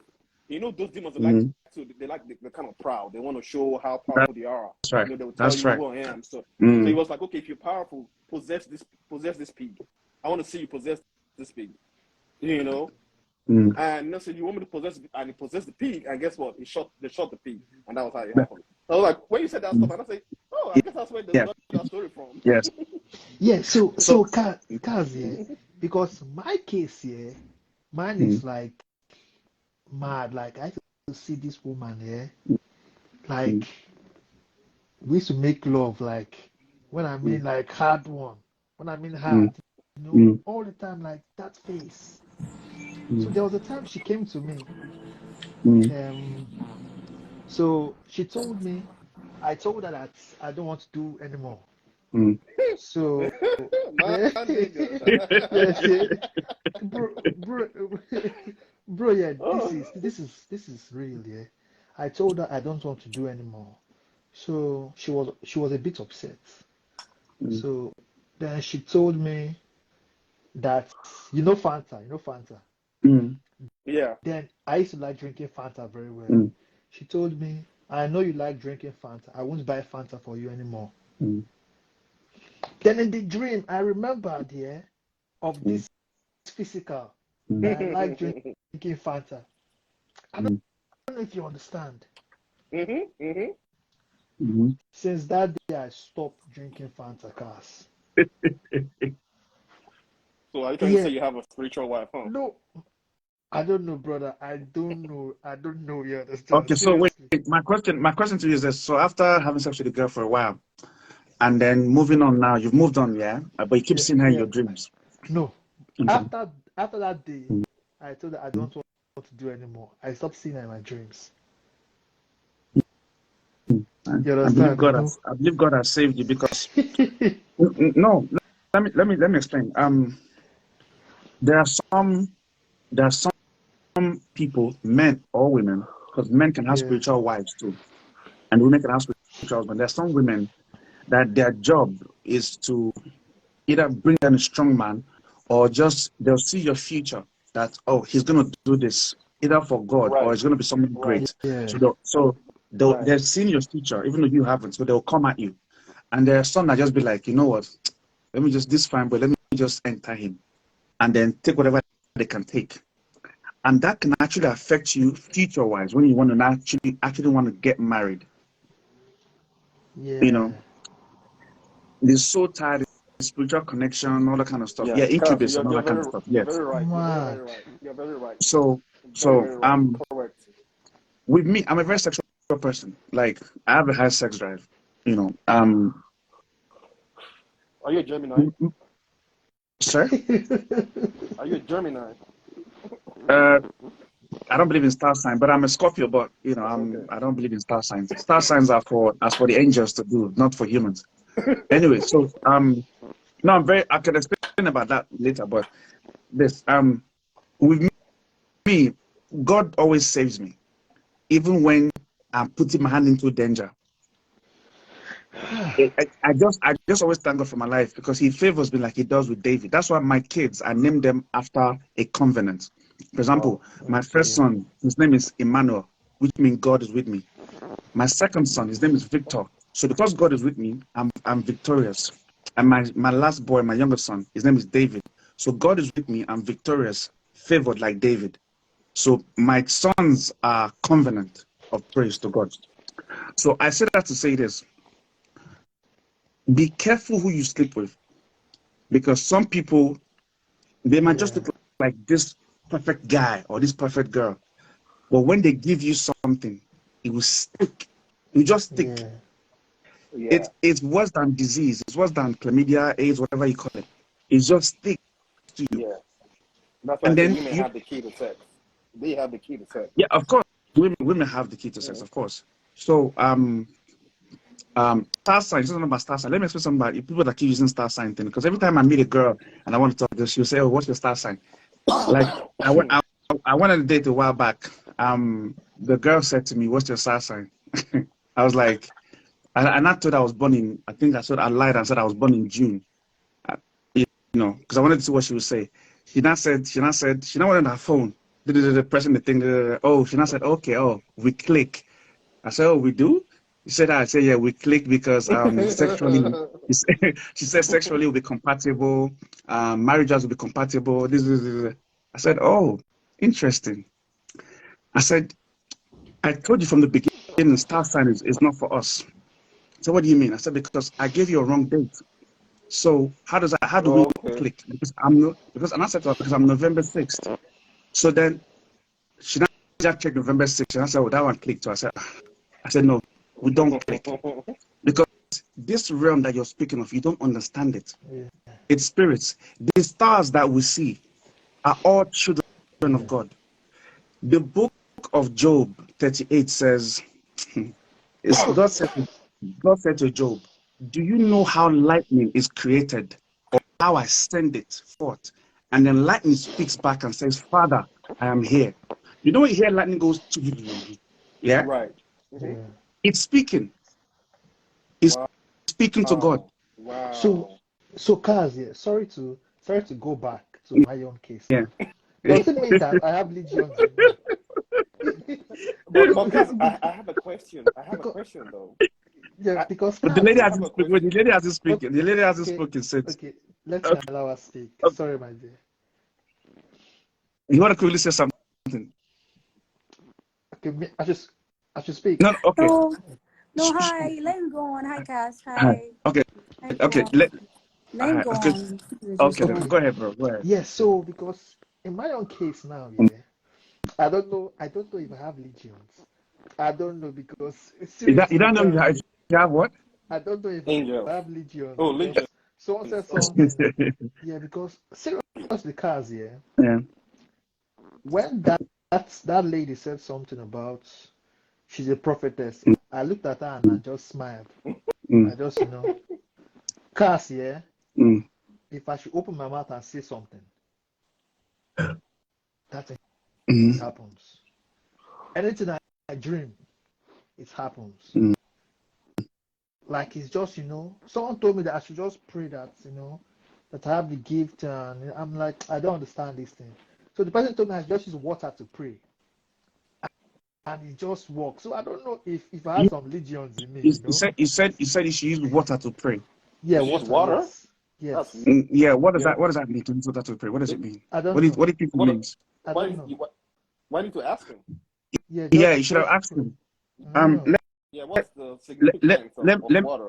For yeah. me, what I understand. Okay, Okay, just continue what you're saying. Yeah. No, what I was going to say was, everybody has a gift, and because we are children of God, God attaches something to us. First of all, in our DNA, His name is there. YHWH. That's the name of God. But there are some of us that God calls for. Yeah, that means Yahweh. And the correct pronunciation for God's name is actually breathing. Breathing. That's if you want to call. If you want to be logical, if you want to call God's name, you breathe. Phonic sounds of WHYH is Yahweh. WHYH. If you read like a child, you know, kids that are learning to read the first time using phonic sounds. That is pronunciation. That's why when a baby is born, they're crying. They're breathing because they're bringing the first air when they come out. That's another teaching. But so I won't forget what you were saying. You could be called by God to do something for God. It could be that, you know, you're called to be a prayer someone that prays. But be very careful so that someone will not turn your gift to something else. Because when they tell you to go pray on water and do all these things, it's then what God gave you freely, they want to now change to something else. Now, when someone says water is source of life, but water is also possessed by very powerful demons. There are more demons in water. Chill. When I mean water, I mean like a cup of water. It doesn't matter. Okay. This is a cup of water. Okay, when you pray, what are you gonna do with it? You drink it. Oh, okay. So, okay, pray. What are you gonna say to the water? Like, you must be specific. Just prophesy good things. Just prophesy good things to water. Okay. Let's do it. Let me give you an example. So I say, okay, water. Oh, bless me, clean my body in Jesus' name, and drink. Abby, is that what you're saying? Yeah, that's what I'm saying. Yeah. Fine. If you do that, that's fine. No, but in a different world, that actually means something else. I don't know if you understand. You know, they can tell you, oh, come to the church and bring your water, or come to church and buy water. Let's pray. They give your water to the pastor or whatever. You're not ready for one day, for 1 week, and they give it back to you. Right. Or many. Jesus didn't do that one. I don't go to church anyway. I don't go to church because no, go to church.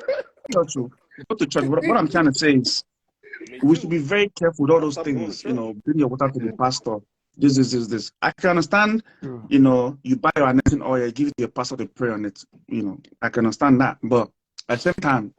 But I want to ask one question about the anointing oil. Yeah. Okay, so when you buy the anointing oil and you give it to the pastor and he prays for it. Yeah. So what's the difference? What if I pray on it? Won't I have? Okay. The difference is this. There are some people, I would say, that have a first-class call into heaven. Okay. Let me explain what I mean. If a 2-year-old child points at you and curses you because you hurt him, that curse will stick. Okay.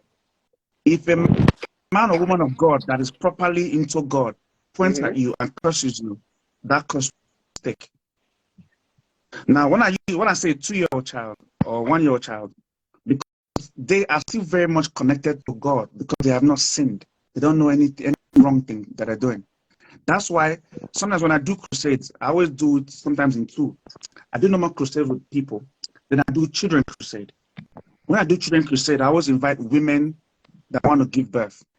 So the kids can pray on the women. Because the kids, they have not sinned. They're still innocent.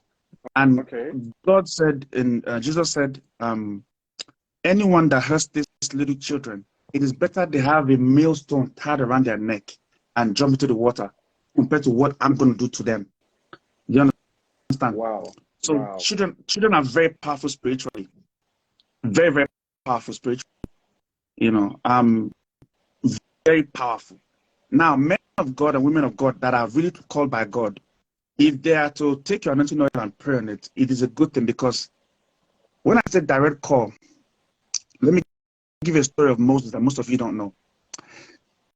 When God sent the message to Moses and told Moses, I'm going to call you home. This is in the Torah. This is not really in our typical Western Bible. Moses now prayed to God that he doesn't want to die. God now said, no, I have spoken that a man must live this amount of years, then should die. Moses was now praying.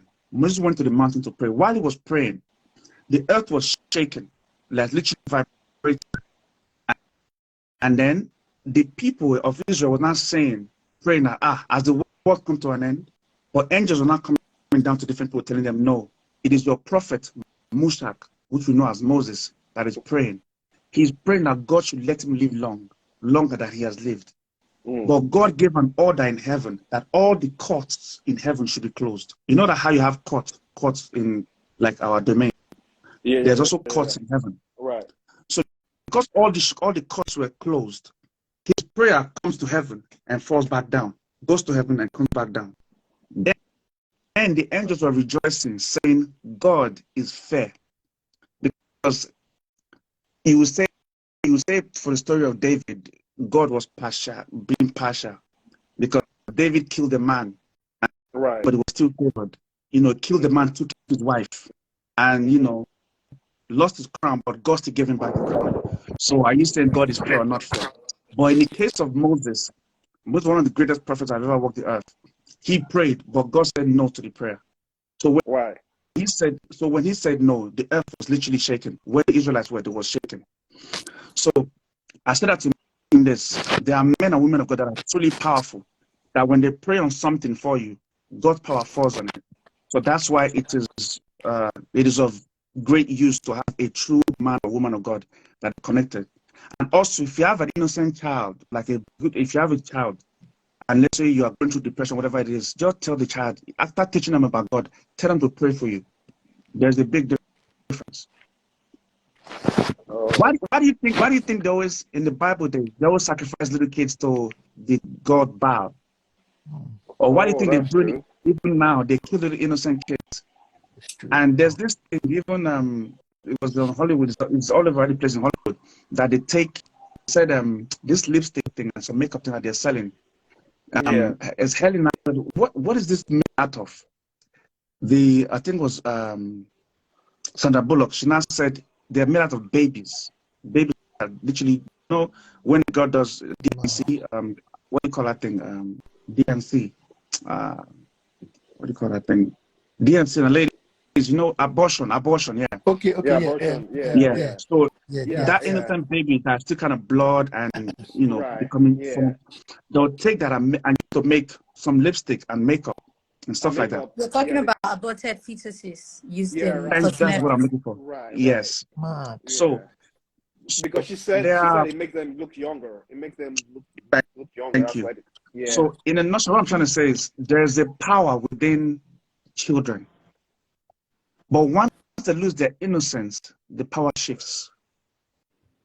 So it's a covering. Yeah. These things, there are secrets that are, spiritually. So when someone now says, for example, let me divert a bit because I don't want to go too much into kids. When someone now says, what's your star sign? I just laugh because I'm like, listen, if you like me, tell me you like me. Don't tell me what's my star sign. Star sign, you will not get me with star sign because star sign don't belong to humans. It's for angels. The stars you see, they are gods. They are children of gods, of children of God. They are just there doing their job, looking at you. Those are angels looking at us. No, I wouldn't say they are angels. I would say they are just what they are. Like I said before, the book of Job spoke about lightning, letting God know that he's in his position. It's like saying, oh, Kas, go to Japan and preach. And I get to Japan and say, Lord, I'm here. The thunder speaks too by making his noise and says, Father, I'm here. But these things they are powerful things that exist. If you know the story of Job, Job was complaining to God that everything, I've lost everything. Why is this thing happening to me? And then God now said, instead of God talking to Job like saying, okay, Job, you know what happened here? Satan came into heaven and I told him, okay, he can come and tempt you, but he should not kill you. Yeah, that's what happened, man. No. Instead of God saying that, God said to Job, okay, let's reason together. Do you know how this world was created? Were you there when I formed the foundations of this world. That's how you know that the earth has a foundation. It's not round as we think. Something round cannot have a foundation. But if you're not talking, mute your mic, please. If you're not talking, mute your mic, because I can hear music. Yeah, Job 38. So he said, were you there when I formed the foundations of the world? Speak if you have knowledge of these things. Or how do I send lightning to go forth and speak and say that I'm here? Job, speak if you have knowledge of these things. It took Job to the deepest part of the sea. He showed Job Leviathan, showed him different things that human eyes cannot comprehend. It took him outside the earth now to the stars to show him the stars that we're talking about. After everything, I remember this. God is too much. He was speaking to him through a whirlwind, tornado. The whirlwind was going like, but the voice was coming out of the whirlwind. See, one swag. God has too much swag, I beg. So after everything, Job fell down and said he's sorry for even asking God a question. You know, some people want to say, oh, I want to ask God a question. Why did this happen? Why did this happen? But when God blasted Job with so much information that the human mind cannot comprehend, Job submitted to God and said, okay, I'm sorry for even asking a question. Because of that, God now just pitied him and then gave him double what he had before. You know, we should be careful trying to study star signs and all these things. We don't need all that one. Everything we need is within our body. You know, so let me come back to the topic a bit. When we talk about this modern day man, modern day thing, all these things are just mosquitoes of life. Because at the end of the day, we're all gonna die and leave this place. And the point is, what are we gonna tell God at the end? Are we gonna say, "Oh Lord, this woman didn't love me, she didn't submit to me, my husband is your husband, your wife is not gonna be there at the end because it's you that will face God and say, hey, Lord, this is what I did with my time. So I did what you gave me. You know. But yes, we are human beings. We should get married. We should have great sex. We should meet good people. You know. But most importantly, I like what Paul said. Paul said, whatever you do, make sure it gives glory to God. So, is you're having sex giving glory to God? Is the guy you're dating, is that situation going to give glory to God? You know? That's the thing, man. Whatever you're doing, is it going to give glory to God? You know, is you're sleeping tonight? You're watching a movie tonight? How does that tell God, thank you? Everything speaks. Everything speaks. I mean, everything speaks. There is no Pluto or Mars. All those ones is human-made, human and demon-made. What we have is the stars, the moon, the sun, and the earth, and the animals in the sea, the plants, everything. All of it, they speak. God will call them to account, like, what did you do on this time? Because obviously, in heaven, where God is, there's no time. But here, when judgment comes, He will call everybody. What did you do this time I gave you? That's why Jesus talked about the parable of the sower. I gave some 5, I gave some 3, I gave some 2. You know. Yeah. Any questions? Yeah. So, Kaz, Yes, I sir. have a lot of questions for you here. Go So, ahead. it's based on my own issue. So, yeah, but it's a long time ago anyway. It's a long time ago. Yeah. So, yeah, I've stopped having those sexual intercourse in the dream. I've stopped it. You understand? Yeah. No, it happened. That is not a joke. It's not a joke. People might laugh and say, "Oh, you're having sex in a dream." It happens to a lot of people, and some women too. When it happens to, especially for women, when it happens to women, they miscarriage. When they're not married, it happens. It's if God opens your eyes just a little bit, just to the spiritual world. My mentor said when she was young, when God used to show her many things, after a while he was begging God that stop showing me, I don't want to see. If you can see just a little bit, like, so, let's say, okay, have you noticed some kids, like young kids, when you carry them, they were happy, and you not give them to someone to say hello to, they would cry and say no, they don't want that person. They see that person's spirit. they see that person's spirit. No, this one is a witch. You know. For example, there's one video, Obama and his wife. The child, there was I think it was a little white baby. The wife carried the child. The child was crying bitterly. But when they gave the child to Obama, the child just calmed down. I'm not saying he's a witch or whatever, but I'm just saying that, you know, yeah. So yeah, the sex in the dream thing, it's deep. It's there are different ways that leads to that, you know. Then again, you know, it could be the basic thing that, oh, maybe someone that watch porn and they fantasize about, you know, no, we are men.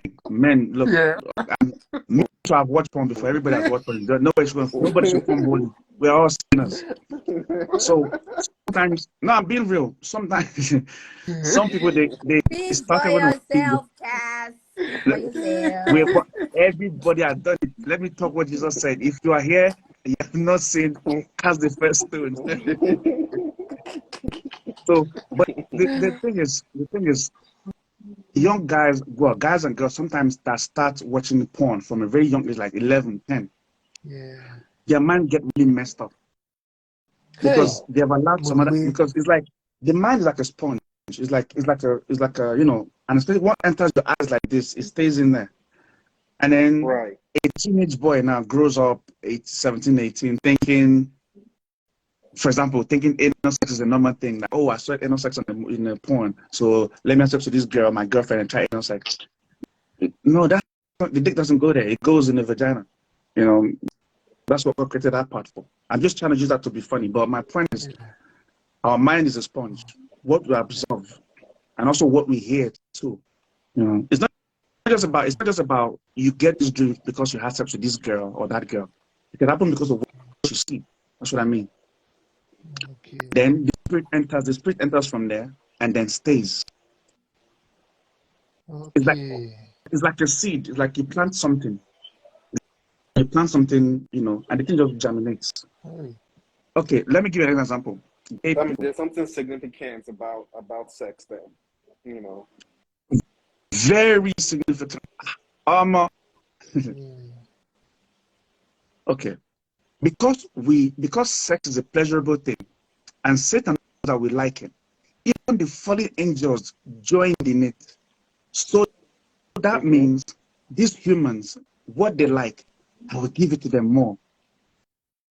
God now said he gave them to a depraved spirit, which means I've warned you about this and it's not good, but you keep doing it. Okay, I'll remove my hand off you. Once God removed the hands off them, what happened to them was now that they started doing it. Man or woman. Okay, now let me not try man. So now your mind is now exploring all the wrongest angles. I have a friend. I don't think they're here today, but I have a friend. They're into like sex parties, and because they say to me, "Oh, Cass, you're very open." Yeah, in England, yeah. So she's been on this life too. Spoke a few times. So she's always tried to invite me to this. I'm like, you're talking. Yeah, I'm being real with you. See, look, let me. I like to be very real. Some people can't take the realness. I'll be very blunt. There are men and women of God that are preachers that are deprived of sex. Sometimes the woman deprives the husband. Sometimes the man deprives the wife. All in the name of the church attendance tomorrow must be up to 200. You know, focus on the church, and meanwhile the wife is being deprived of sex. Now, these sex parties, you have all kinds of people there. So when I was talking to this friend of mine, she was saying to me, "Oh, Cass, different people come, doctors come, lawyers come. Sometimes you live see this kind of person. I'm like, oh, wow. Now you should come too. I'm like, me? I said, the person I work for will not be happy with that. It won't work. He said, no, you can just come and watch. I'm like, it won't work. I can go clubbing, don't get me wrong, but not sex party. That's different. You know, maybe if I was back in the days, like that exactly. So what she now did was she now said, okay, then let me join the group, the WhatsApp group. I would like to join that group, Cass. You don't You don't start from the WhatsApp group, doesn't it? Yeah, so in my mind, I'm thinking I'm trying to drag her into church. But no, she's trying to use that way to drag me into her world. So I'm like, she's not drawn me to the WhatsApp group. Okay, I'm like, hey everyone. She not said, oh, this is Kas, is an open-minded person. They always use the word open. I don't understand the open-minded thing. They always use open-minded. I'm like, okay, yeah, I'm open-minded. Okay. So they do this thing where they'll put naked pictures. Like the guys will put pictures of their self and the girls put pictures. They were expecting me to do. I'm like, it won't work. Then the next day, you'll not be hearing different stories. Oh, I went to this party and this what happened. Then what they were saying was not penetrating to my head, and I'm listening like these are all just different erotic stories and things that they're doing, and they're things that they. And I told the girl like, this is. I said, thanks for inviting me. This is very nice, but the group alone is too wild for me. But your Kas beats, man. You're the ladies man. One lady man, but this one is. I'm retired from that world. So even this your world is even too deep for that world that I was in.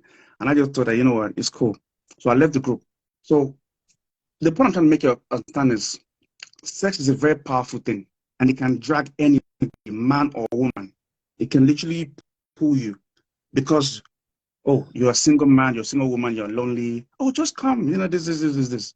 There's nothing, won't harm anybody. Because you're just pleasure yourself or pleasure whatever. But what Satan does is, he knows that, let me use myself, me now, Kas, I have a high sex drive, so that thing would be really cool for me to do. Yeah. But Satan also should know, or does know that, even if I'm trying to mess up, God still has a way to pull it back and say, no. You try to get her, but she's dragging you down the road, so leave. Do you understand what I'm trying to say? Yeah. Because the way to get a typical man or woman, typical man, let me use men, is sex. Any man, especially any heterosexual man that likes women, the way to get us is sex. That's fact. Okay, for example, Saturday night now, look at the time. I'm home alone, a single man.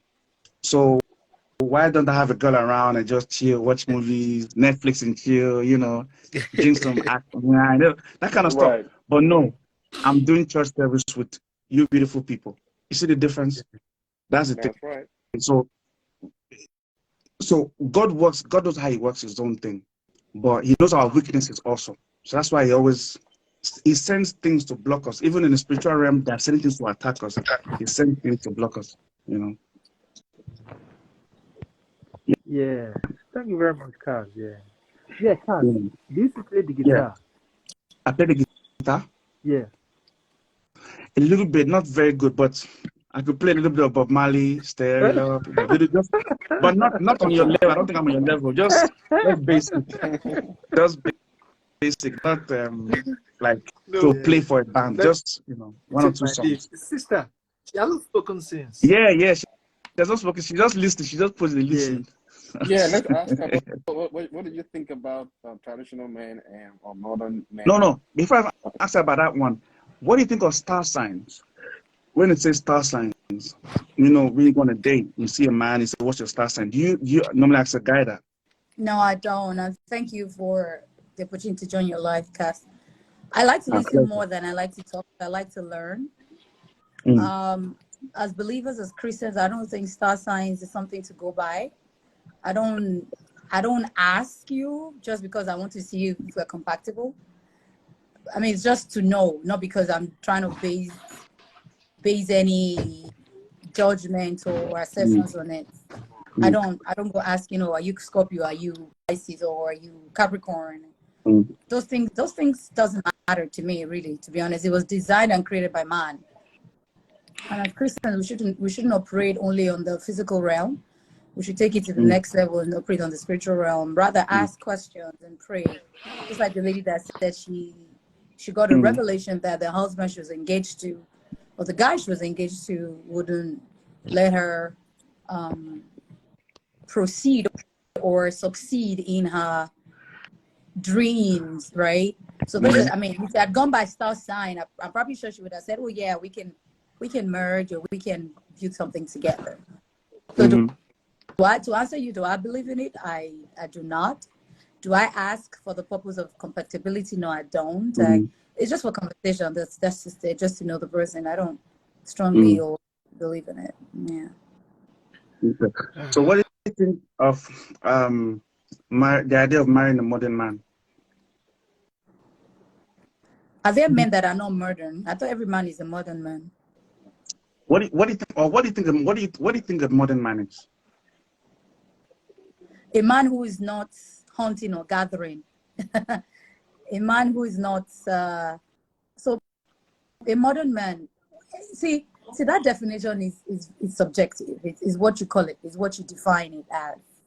Okay. So someone might say I'm modern, but he's still acting like Homo erectus, ancient man. So what do you think about and shouting? So what do you think about, and, it towards what do you think about it towards marriage though, or relationship? What do I think of? I think honestly, I believe that marriage is a two-way street. You have to give it your all, just like you want to take it all. It's not. I don't believe in 50-50. I think it's 100-100. You have to bring your A game. I bring my A game, and to be a modern man, you have to think about what's working for you and what will work for you and your relationship. I can define my own modern man, but if another lady comes on this life now, she has a definition of what our own modern man is. But generally speaking, in 30 seconds, what is a modern man for you? Oh, that's 30 seconds is too short. No, yes.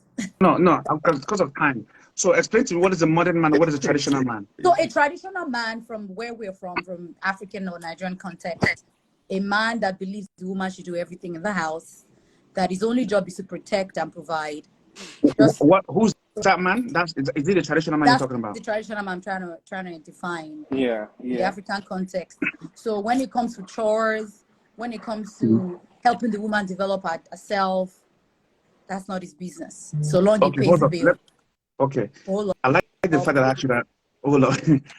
The reason why I want to correct that narrative in your mind. I like your hair. So can you turn like this? Let me just see. Thank you. Okay. It's nice. It's nice. It's nice. I like it. Yeah. Anyway, let's go back to that. Yeah. No, it's very nice. I like the hair. I've been wanting to say turn. Let me see the back, but it's nice. I like the style. Thanks, guys. I appreciate that.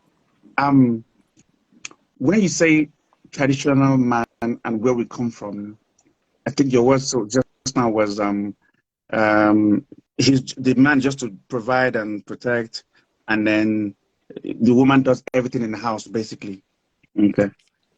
Let me correct that mindset. A traditional man, does protect, provide, and everything, but also sometimes cook, sometimes clean, and a lot of the times take off the kids as well. That's what I saw my father to do. That's what I saw him do. And my dad is Are Mayegun of Egbaland, which when he was alive, that means #1 warlord to the Alake of Abeokuta. That's #1 king in Ogun State. And then if you are traditional, like a chief or a king, you're not supposed to be seen in the kitchen. Yep. Right. You're not supposed to be watching your baby or your grandchild's born buff. Not a traditional man then, without respect. No.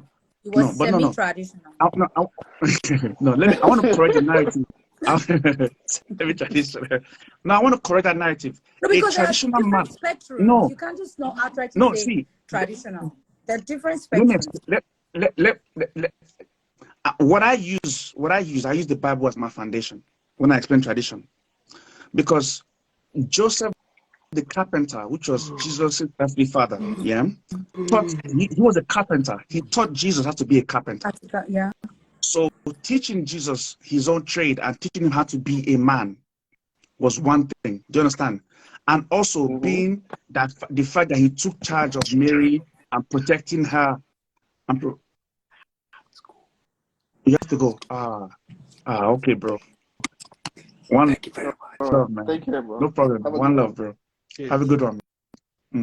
So, so being that Joseph, the carpenter, took care of Jesus and took care of Mary, you know, when Mary got, got pregnant by the Holy Spirit, he took charge of everything, as a man is supposed to do. They just told him, go to Egypt. He took his wife and the unborn child to Egypt. You understand? So, and I'm sure sometimes when Mary cannot move, whatever, he will cook and clean her and bath her and stuff like that. Right. That is a traditional man. But the mindset that the picture that you have as a traditional man in your mind is what a lot of women have. And that traditional mindset is very wrong, because that traditional mindset makes a typical man a narcissist and a user and a controller. And do you know what a lot of females, I agree with you, and do you know what a lot of women see that way because they saw their dads, perhaps their grandpas, maybe uncles, older uncles do the same thing where mom is cooking, dad is just reading newspaper, and nobody can question it. Where mom is trying to change diapers, she's trying to wash, she's doing a lot of things, but the man is just holding up his hand waiting for dinner. So who's a traditional man? Very anti-modern. That's just the opposite, anti-modern. Now you have men, our generation, who are beginning to sort of cross over that modern I beg, sorry, 1 minute. I will say enter the modern man, please. I want someone to clear that for any woman that's having that mindset of a traditional man. I want you to clear that thing from the mindset. Those men that just sit down with the newspaper and watch their wife carry the baby. Sorry? Are they not traditional? No, I want to explain something to you. Okay. Those men that watch their wife carry the baby on the back, the woman will be cooking, and then while cooking, washing the cloth, and the man is sitting there with the newspaper. You know, Ada said something earlier on. She said, I want a man that is understanding. Right. So those men, they might think they're traditional men, but they are not understanding. Because watching your woman that you say you love carry the baby in her back, then cooking in a hot kitchen, then still going to hang the cloth again. Your head, as a proper leader, should tell you, okay, I don't want to enter the kitchen, but let me carry the baby for her, because I'm the one that gave her the baby. So at least it is my job to let me take that load off her. So that mindset of, oh, the woman will cook, the woman will do something, those men, some of them were abusing their roles as men. You understand? That's why I want to just clear that part, that's not traditional. Yeah. So what now, do you call it if it's not traditional? It's just a controller or user. Okay. So I wish a lot of men thought the way you think. I mean, no, I'm sure they do. I'm sure they just to find the right one. They do. There's a lot of men out in the world actually who believe that so long I pay the rent or I pay for the house we're living in, I give you money to them. That's all I. It's a selfish mindset. That's a selfish mindset because they don't know any better, so they think they're traditional. A lot of men still struggle with helping their women do chores in the house. I know people. This is not a fiction of my imagination or a figment of my imagination. I mean, you go to your wife is heavily pregnant. You go to the store. Just because you're going to pay for whatever she drops on the cart, you can't help her carry the groceries. She's the one struggling to carry, and she's heavily pregnant. It's because that kind of man has not been taught that you are supposed to be a helper. This woman is heavy. Okay, because you pay 20,000 or 100,000 or not him being the helper. Yeah, I get you, but not him being the helper. But she is the helper. Wrong. That kind of man. Yeah, but see, no, the point that what that man doesn't have is leadership skills. Exactly. As a leader, you don't control your people. You show good example. So what my dad showed me naturally became naturally thing to me. That's why okay, with my ex, normally people were saying to me, "Oh, Kas, why are you fighting your ex to have your kids?" I'm like, "They're my kids. Hey, he's a woman. Let the woman have the kids." No, I want my kids. Yeah. So typical people will say, "But Kas, why are you fighting the woman for the children? Let her take the kids." No, I want my kids. So I was taught in my mindset that you take care of your children. Even if the woman want to beat you or not, take care of your children. You brought them to this world. You are the first priority of the children. Oh, but the mother woman, no, but it's you that they will follow. It's your skills that they will follow. So that's why I don't play with my kids. And they come first, So, and them now, thank God, okay, I have all boys. So their mindset will be, oh, my dad changed our diapers. My dad cooked. My dad, they saw it, they seen it. So in them, when they're not going to be men, they'll be like, okay, now I have to do the same thing my dad did. Because me, Kas, I saw my father do it. Then now Absolutely. you can say, okay, no, my dad did it, so this is the right way to do it. You don't That's hit a transfer woman. of generational knowledge, changing the Thank narrative. you. That's what you're Thank doing. you. Exactly. Leadership. Yeah. In present Yeah. day Nigeria, some men, I don't want to mention tribes or anything, so I don't cause no fight, whatever, they believe that a woman is their property, their own ownership. So long I paid your bad price, I've done this to your family. Yeah. This is more, Mention it. this is like Igbo men. God's. It's Igbo men. I Let's ain't not saying like nothing, that girl. ourselves. I ain't It's saying Igbo nothing. men. I ain't saying Say it nothing. with your full chest, my sister. I'm an Igbo woman too. Say it with your full No, chest. I'm not Igbo trying to men say, I'm think not that trying to, I'm they not are trying to cause property. no stress. I avoid stress like the slightest opportunity.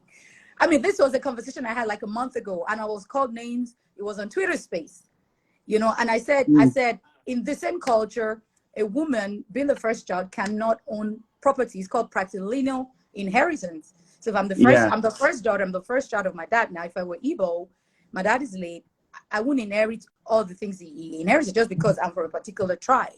You know, so that those are traditional things that people still uphold. Yeah. And then when you now try to Wait, explain, are you Igbo? no, I'm not. When you're not trying to explain to sorry? Where are you from? I'm Nigerian. When you're not trying to explain, What language? I love it. I love it. when you're Like not trying to Baba. explain, when you try to explain to this man, they don't. It's a foreign concept. They cannot understand, and I'm like, what I word want to is ask you that? three. Sorry to call you. I want to ask you three ladies a question. This also to help men and women. In 30 seconds, because of time, I want to be asking. I want to be going around fast. Let me start with Adora. What is the best advice you can give a 20-year-old about settling down or not settling down at the age of 20? In 20 and above, or at the age of that particular 20. Okay, let me put it a different way. Let me give you a scenario first. Okay, so basically,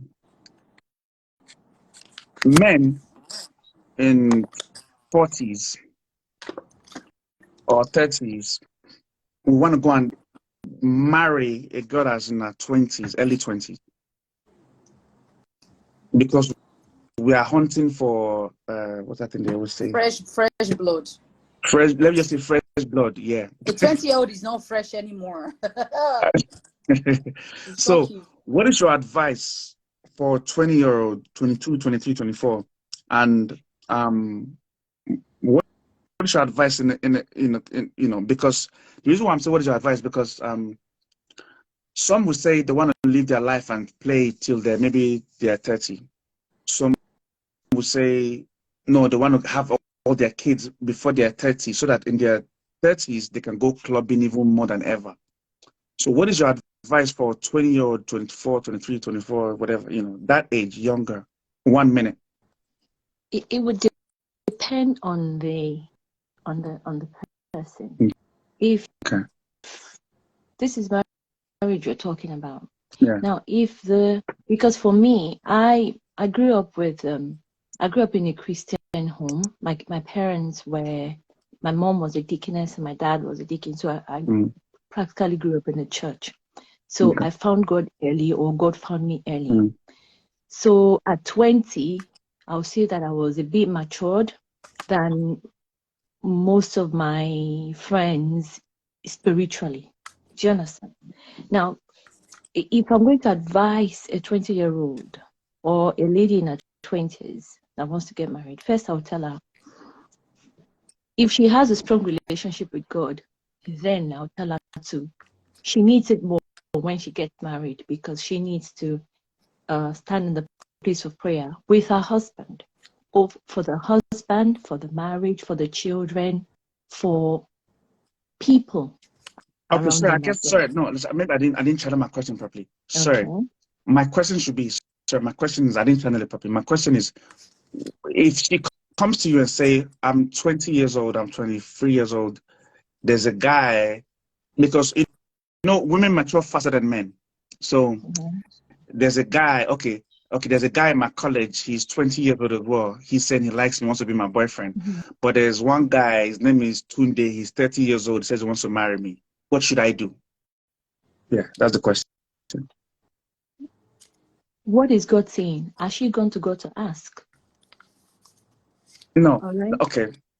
Between them both, between the two of them, all right, the 30-year-old who is ready to marry her, and then the younger boy The who wants to boyfriend, be a the boyfriend. young but just want to be a boyfriend. And you know, boys just want to have sex and Well, experiment as much as we can experiment. but what is God saying? Because he might just want to, maybe that's what he wants, but it might be that is who God wants her to marry. And all she needs is to help him. Do you understand? To help The him to 30-year-old or the mature. 20-year-old? The 20-year-old. So it depends. What is God saying? Has she prayed? That's what I will ask her. Have you prayed? Okay? It is not about who she loves. All right? Because when somebody comes to ask you for advice, they most of the time already have an answer. They want you to confirm it. Okay? So the question would be, did you ask God? Have you asked God? What is God saying? So if she says, okay, she hasn't prayed, then go and pray and ask God first. That's what I would say. Marriage is spiritual. You need God. I'm sorry. Okay. I'm not getting Okay, Ada. What would you say? So, just like Ada, I'm sorry, Ada, for interrupting you. Just like Ada, you did the right thing. When was it not Ada that came first and said you had to end our engagement? Yeah. Yes. Girl, how can you be with somebody who will not help you to, fulfill destiny? Do you get what I mean? Okay. So, yeah. Okay, let me pick my words very, very carefully because that is, yeah. Okay, so, that's the thing, right? I am a certified counselor and coach, right? Relationship counselor and coach. So this is my area. So a prophetess. So give me a question that is of the WAP. You have 1 minute, prophetess. So, I cannot have 1 minute. I cannot have 15 seconds to answer this question. It's not possible. You have 1 minute, please. For the sake of time. Because it's Saturday, I want to relax and watch movie and sleep. So after the service. So a girl comes to me, I'm 20-year-old. I have a 20-year-old guy. Because the reason why I'm throwing this question out there is because obviously when you are between the age of 18 to let's say 27, you have 1 million guys chasing you. When you're let's say 30 to 40, it now becomes 1 million now becomes let's say 100,000. When you're now 40 to 50, it now becomes 100 men. That's not true. That's definitely not true. It's actually true. It's actually true. That is true. It's not true because it would then depend. It would depend on the kind of men. No, that is not true. Let's not argue it. But Kas, go ahead. It's true. It's very true, sis. It's very true. All right. It's true. I'm a man. I'm a man. The rule doesn't apply to every single situation, but no, statistically, exactly, yes. Statistically, it's the truth. Yes. Because let me explain. Let me speak from a typical man. A typical man wants to have sex. Yeah.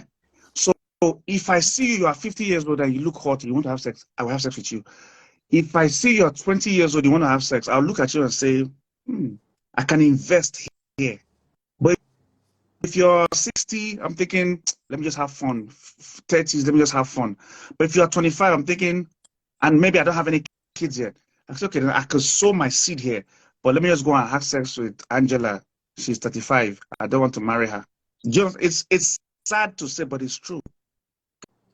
That's why I say the older you get, the men that are chasing you shrink. That's what don't get me. That's what I say. I still tweeted this the other day. I said nature actually cheated women. See, okay, nature I don't cheated women. Okay, it's not that he cheated you. Let me explain. No, Nature nature actually cheated favors. us. No, Nature is it cheated no? us. I mean, we're Actually, okay with it. I'm okay with it, but nature cheated us. let's not use nature because A it's God. God has 70-year-old created nature. man can walk up to a Wait. 20-something-year-old girl and marry and have kids. But can a Yes, 70-year-old woman toast a 20-year-old guy? The guy wouldn't even, it'll be awkward. yes, I understand. But let me explain why God is fair with that. When you say nature, let's talk. Is God That's that why I did it said that way? nature. I didn't say God. Yeah, yeah. No, but you don't want to. Yeah, but no. Let's use God. It's God that created it that way. Now, when God created a woman, He gave you guys a kind of wisdom that is very, very powerful. Men, we just see what is in front of us. Like No, you all that's why don't. they say, "Oh, that's what." No, women. Okay, let me put it this way: men, when we look at you like this, we look, "Oh my God, look at her face, look at her breast, look at her eyes, look at." That's what we're seeing. But if I have a sister or a mother, they have the natural radar as a woman to see everything on the girl. So if you come, let's say I bring it to the house and say, "Oh, mommy, this is my girlfriend. Her name is Angela." My sister or my mother would be like, Angela. That Angela, they have seen everything that I can't see. Right. So that natural thing God gives you from when you are a young girl. So then your mind rushes fast. So when you are 16, you are ready to marry naturally because the boys are 16, they're still going, hello, because their PBT hairs, those days, still thinking of when to come out. Meanwhile, Yeah. your body is ready start because you're already getting your periods. So you're already blessed early. What I'm trying to say, God is fair. He gave you your blessings early. But for the men, it made it harder for us. That's why we have to, that's why the curse on a man was harder. Yeah. So Mentally, it is very, mentally for the women, yes. Biologically, no. yeah, because obviously God made us first. So and our shoulders is to protect you. And we have this big pressure to protect now, to shield. That's why naturally we have to live, we have to be stronger and age nicer. I have to choose that in no verse. Okay, so carry on, sorry. Okay, so Mm, I would ask her a number mm. of questions, of which has God spoken to you will be one of the last Hey, questions I will oh, ask her. God is great. God must Because speak to me.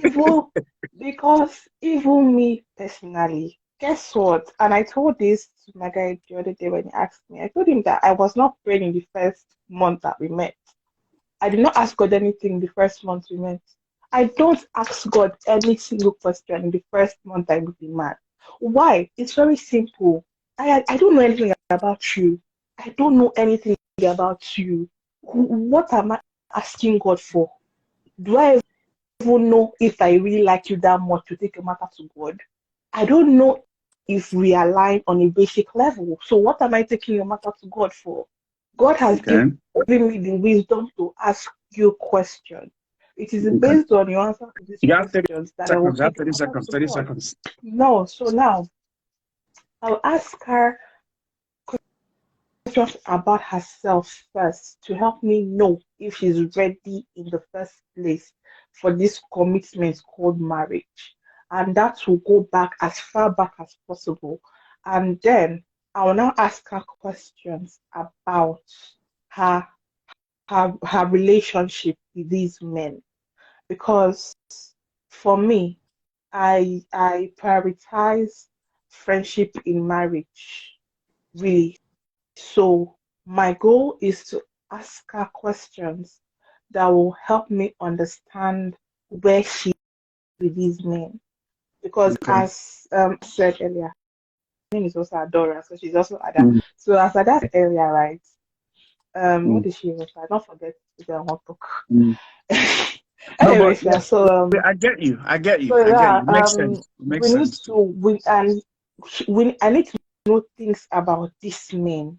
You know, Okay. things as far back as when he was So younger, basically, how he was treated, his but family. Those will help me advise her on who to take okay. serious more. Okay. Thank you. To be Thank you. honest. Thank you. Okay. All right. Miss your turn. Miss Fire, your turn. Okay, so 1 minute. You give two scenarios: 20-something-year-old.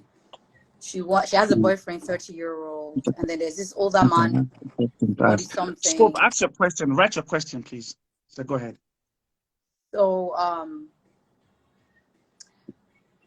mean, there's no two-way about it. As she asked God, what is that? Where is she at mentally, emotionally, financially to give into the marriage? What I hear, I've never been married. What I hear is marriage is a lot of work, conscious, subconscious. Has she been prepared, at least for a little bit, what she's about to get into? I mean, we can say, oh, we're going to ask her questions, but I'm going to ask her, are you ready for the work? Because I feel like at 20-something-year-old, your focus should also be marriage, but it shouldn't be all that you think about. So you should get married for security reasons, financial security. She get married because she get married because her parents want her out of the house, because she's not less of a burden. Okay. Why does she want to be married to that 40-something-year-old man? Now she has a 30-something-year-old that she can build together. But okay. As she prayed, what has she heard? And if she's not a prayer person, she's the type of person that just takes life as it comes, meaning that people like that, they just, whatever. Ask yourself, this man that I want to be married to, is he going to be, what are our yardsticks? Is he going to be there? Does he have the what I'm looking for in a guy? Right? I mean, there's many ways to look at it.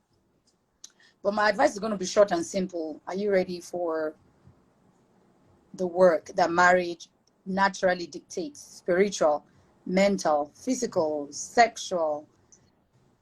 I mean, the psychological part of it. Then obviously the biological part of it. As a woman, you will be married, and then the next thing is you be a mother, and you have to be able to appease your husband. You still have to look good. Okay. On all the type of stuff. Kas, can I just say something? Yeah. Can I just quickly say something? Yeah. You see, asking God first. You see, asking God first about someone. Now, for you to consider marriage, it means, I'm guessing, that the lady has a degree first and is probably working, and Gen Zs these days, 20s, they are mature, they know more, they know quite a lot. Yeah. Hang on, yeah? Now, to make things easy so you're not wasting your time or setting yourself up for breakfast. Being in a relationship is investing.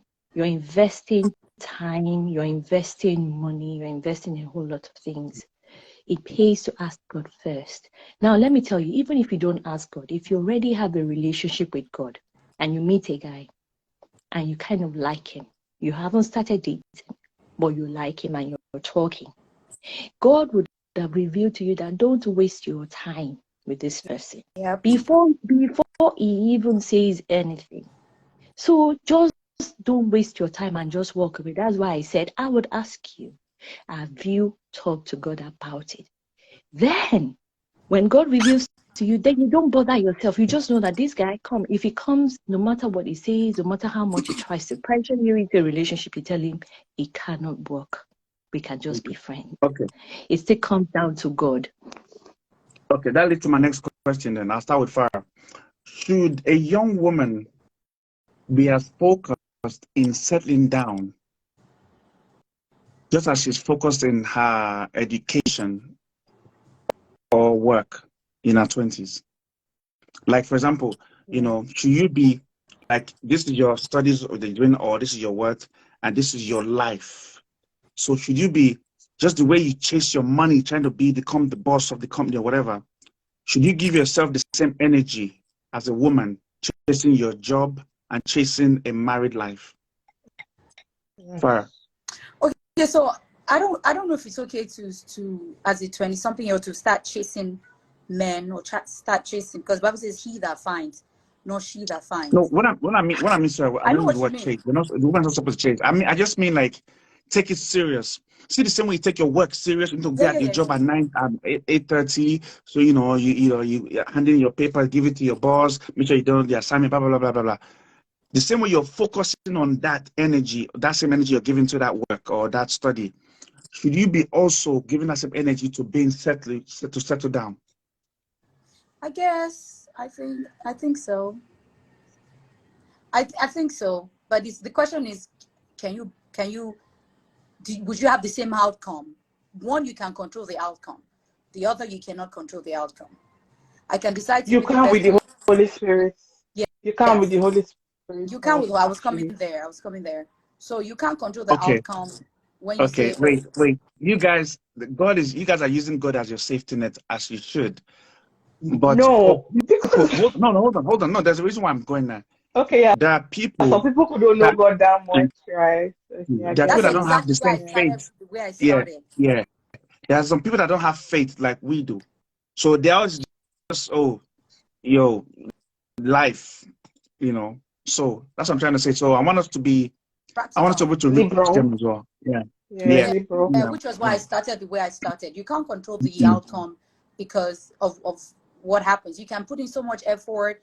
Maybe you're mm, praying and you're saying to God, I want to meet a guy. And then you're saying, oh, I'm going to go on every date. I'm going to give out my number. But if eventually the guy does not tick the box or the boxes, mm. but you can say, you know what, I want to go for a certification. Lord, God help me. I'm going to achieve that. I want to be a manager before I'm in 2, 3, 5 years. Those are feasible. You can actually set those goals. So I'm going to put myself as a good example. I'm going to be honest, in my 20s, I did not focus on, it was subconscious. It wasn't something that I sat down and planned. But looking back, I thought to myself, maybe I should have focused more on like being out more, because I was studying, I was working with these corporations, going on trainings and traveling the world. And it was nice. I was meeting people, but I was just center focused. And I feel like the two can work hand in hand. But one, you can control the outcome. The other, you may or may not control the outcome. Why are you smiling? I'll come back to you. No, because everything. What I wanted to bring up from this particular question, you brought it out.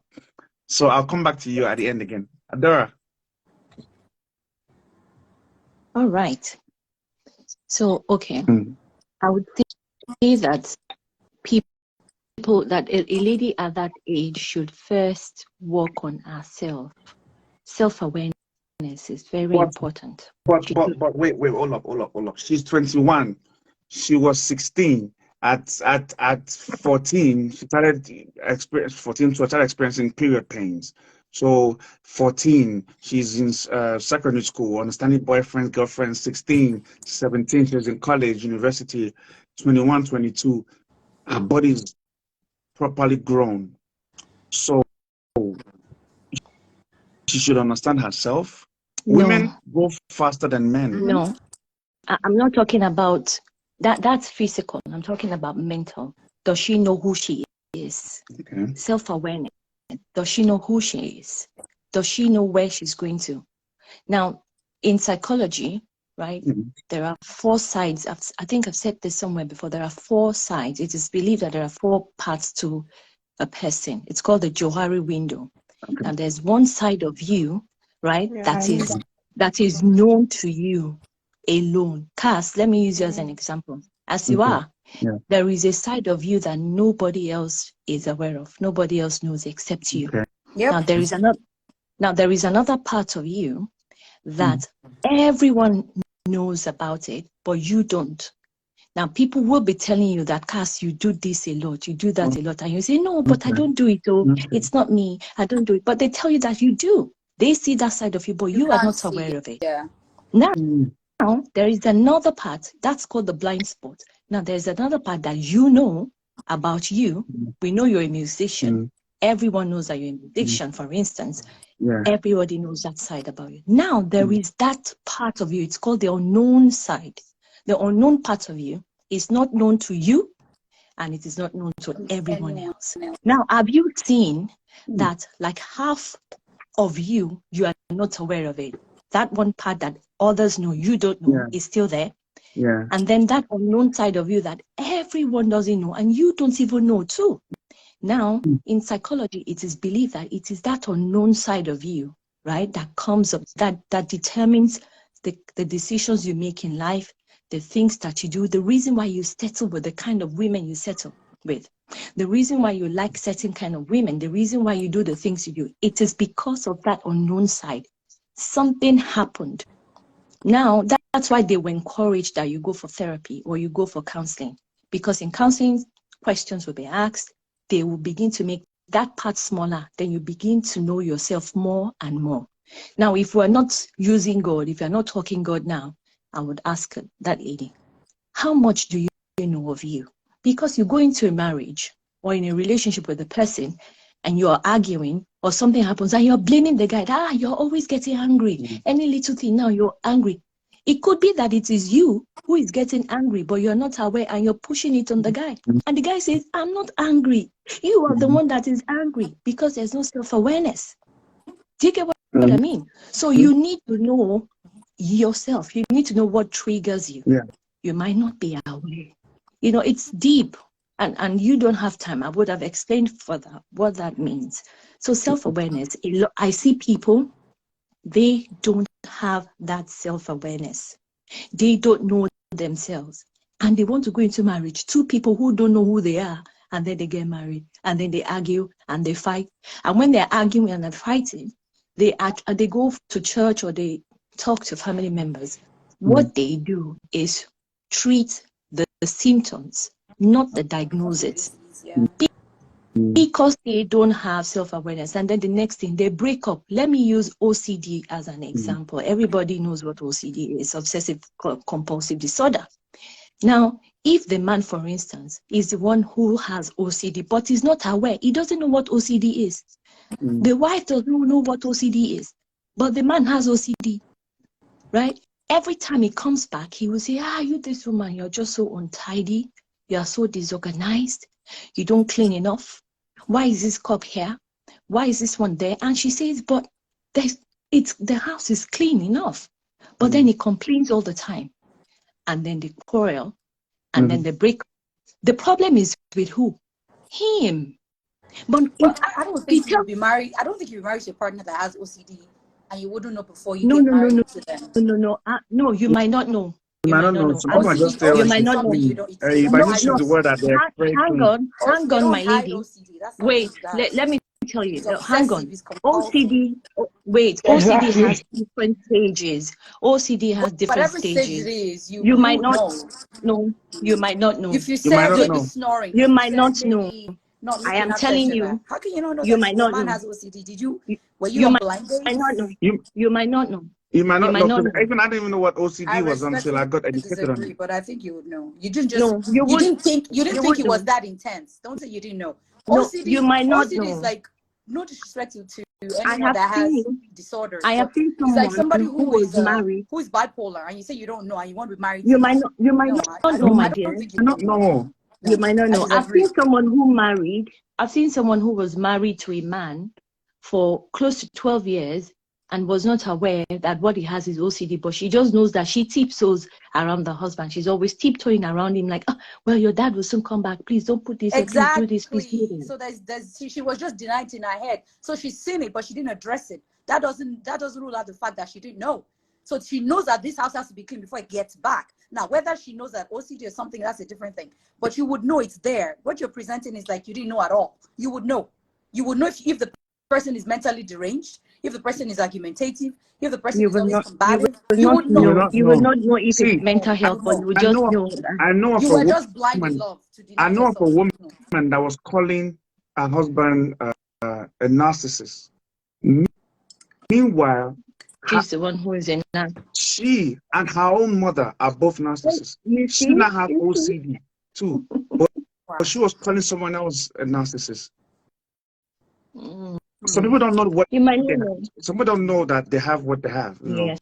Like I like the way you explain the blind spot thing. It's very. You see, bipolar is even worse because you might be with someone with bipolar. You will know that something is not right. But if you don't know what the word bipolar is, how will you know? If you don't have that knowledge of mental health, how will you know it's bipolar? Can you break down in layman's terms what is bipolar, please? Now, bipolar is a kind of mental health disorder, and it's called bi because it is a mental health disorder. It's a mental. So now bi. You're trying to soften it. Bi means two. It means two. It means two. Okay.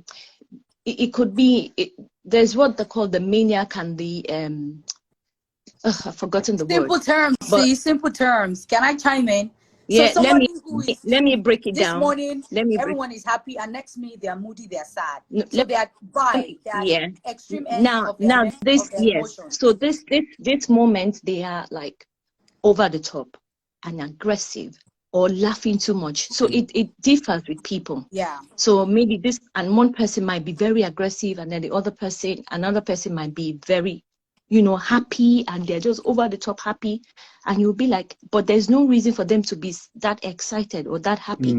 Do you understand? Okay, can I ask So, a question? and then Sorry to cut you. Can I ask a question? So, because I was going, anyway, okay. There's someone I know. 1 minute they'll be all over me like I'm Jesus Christ, like like all over me, like nice everything. Then it will just happen again. Like it's like maybe I have body odor, like that will kill fly. that might not be bipolar. That could be mood swings. It could Oh. be, it could be mood swings. Yeah, it could be. You see, so yeah. Because I remember So when I was bipolar is having extremities, like within. Two So extreme let me behaviors. say Two something extreme behaviors. Poles. The word bipolar Let me Yes. say something poles. quickly. You know the Nollywood actress. Let me use an actress that some people may know. For example, you know the Nollywood actress Chacha Eke. She's an example of bipolar. Chacha Eke. Chacha Eke. I don't know. Okay, but let me explain to you with her. So when Chacha is happy, when her marriage is fine, we see her husband and her all over social media they are good. But when she is having her bipolar moments, it's as if they are going to divorce tomorrow. Like I should be medically she wants diagnosed. yeah, she has. In her one of her two last episodes, they diagnosed her. Okay. So she has been diagnosed, yeah. So when she has her episode, it's as if she will divorce her husband today, right now, as she's going through it, right? So Me, I'm she's going a to leave soon. perfect example So yeah, of so it. I mean, I'm If just she wants to saying break that. his head. Yeah, Anyway, I've never even answered my own. But okay. So don't let us just finish. Yeah, go ahead, sorry. Right. Okay. So what was your question? No. I was gonna say no. Remind me of your question, please. Have you finished answering? Well, no, not Yes, really. I I was just have. talking about. Awareness, that I will tell the lady in question to have more self-awareness, to find herself, know who she is. Okay. And so that when she goes into marriage, she'll be able to separate our own stuff, our own issues from her husband's, or go into a relationship. She'll be able to separate separate her own stuff from his stuff. So if there's, for instance, there's an argument, she'll be able to say, okay, I'm sorry, love, but this is my OCD, for instance. This is my OCD kicking in. Yeah.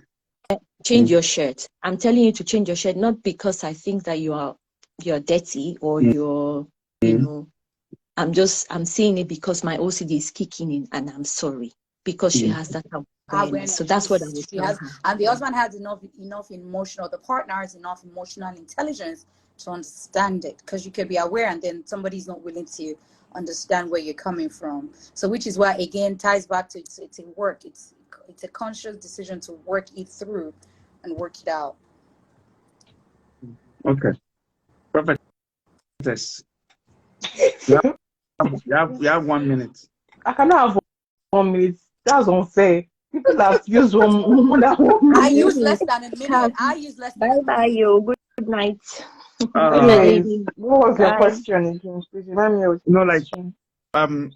Would you advise a young woman to, as she's focusing on her job, like 100%, would you advise her to focus 20%? So my answer is yes, I will. For the major reason that women have been blessed with the mighty ability to be able to multitask. So I may not advise her to get married, but I will advise her to prepare in the same energy as she's using for her job. I agree. So that she eventually meets that person, she can know that she has met that person, right? So, for example, me, I'm 27 now, and I am so glad that I don't get married when I was younger for a lot of reasons. Because one, I would have been divorced by now, and I say it all the time. I would have been divorced by now because I was not healed. I had not gone to any counseling, no therapy, nothing. Time up. I don't like you, but I'll continue.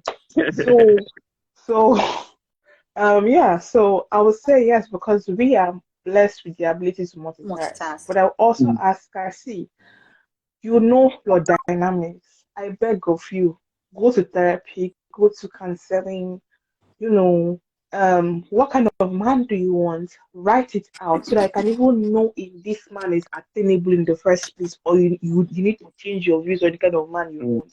Write to that kind of man you want down, and is that list attainable, or do you need to mend it? Honestly speaking, so write that list down, and then go to therapy. If you are not strong with God, I don't know how people do marriage without God. You 30 cannot do seconds. marriage without 30 God. seconds. Please seek God. You know, basic advice, but it needs to be done with the same consciousness, energy, and zeal you use to chase your 9 to 5. It really does. Okay. Scope, what is your question? Sorry, I didn't see the No, question. I read it. I read it What was actually. the question? I saw it. Yeah. The question was, a man in his 30s is looking to settle down. Is it advisable for him to go on hunting for a lady in her 20s or 30s? That's like either or. Should he go for a woman in his 20s Why or a do man in his we lay so much 30s? emphasis on age? I don't get it. Like, why? Because I'll tell you why. It's just Because amazing actually, to right? me. No, it's not amazing to me because I've come to understand why. And it's not just about the fact that they can control the 20-year, but also about the fact that a lot of the time, most men just want peace of mind. And What has age got to do with peace of mind?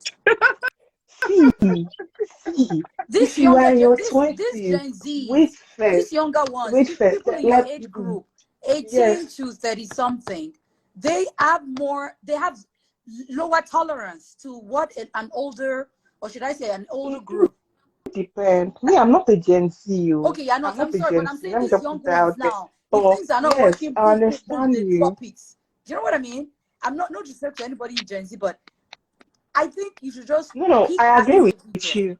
Pick I agree. that individual. That's why I'm quick to exclude myself from them I because mean, I know what you're saying is true. no. I don't think we But come from a like, country where a place or a culture where we have the age is an issue. Why? There Of course, age are is 21 year an olds now. Like issue. if the guy does something, boom, they are moving on to the next thing. Boom. I'm like, Okay, they wait. change Sorry. boyfriends like they're Sorry, what? changing underpants. 1 minute. Bookie, sorry. She just said we come from a country where age and stuff is what? Who me? Yeah, you Age is. said. I yeah. said age. We lay so much emphasis on age. Like it's such a Okay. big deal. Bookie.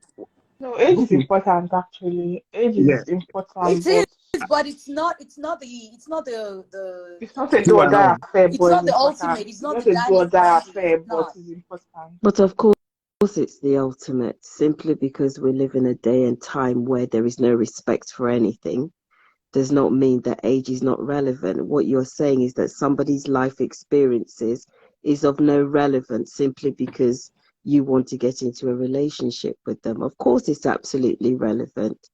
You know, age is equal to experience, it's equal to knowledge and understanding in a majority of cases.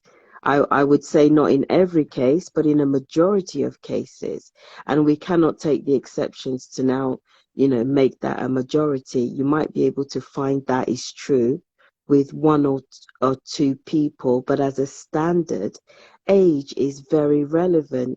A 21-year-old marrying a 60-year-old, we cannot say that age doesn't matter. Of course it matters. It will definitely matter, as to the longevity of the relationship. It matters because we focus on the initial romantic feelings of a relationship, you know, that can only take it so far.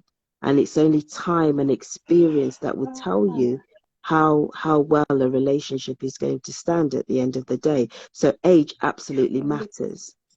Well, I haven't said age doesn't matter. I said, why do we lay so much emphasis on it? Of course, age matters. Well, of course, we need to lay emphasis on it. A So much. 50-year-old There's a lot more and a important things. 19-year-old, There's a lot more there's a important things. Prophetess, vast. I'll bring you back. Yeah, I'll bring you back. I beg. It's a I lot beg. more Just 5 important minutes. I want to things do some that video. people lay focus on Now only age.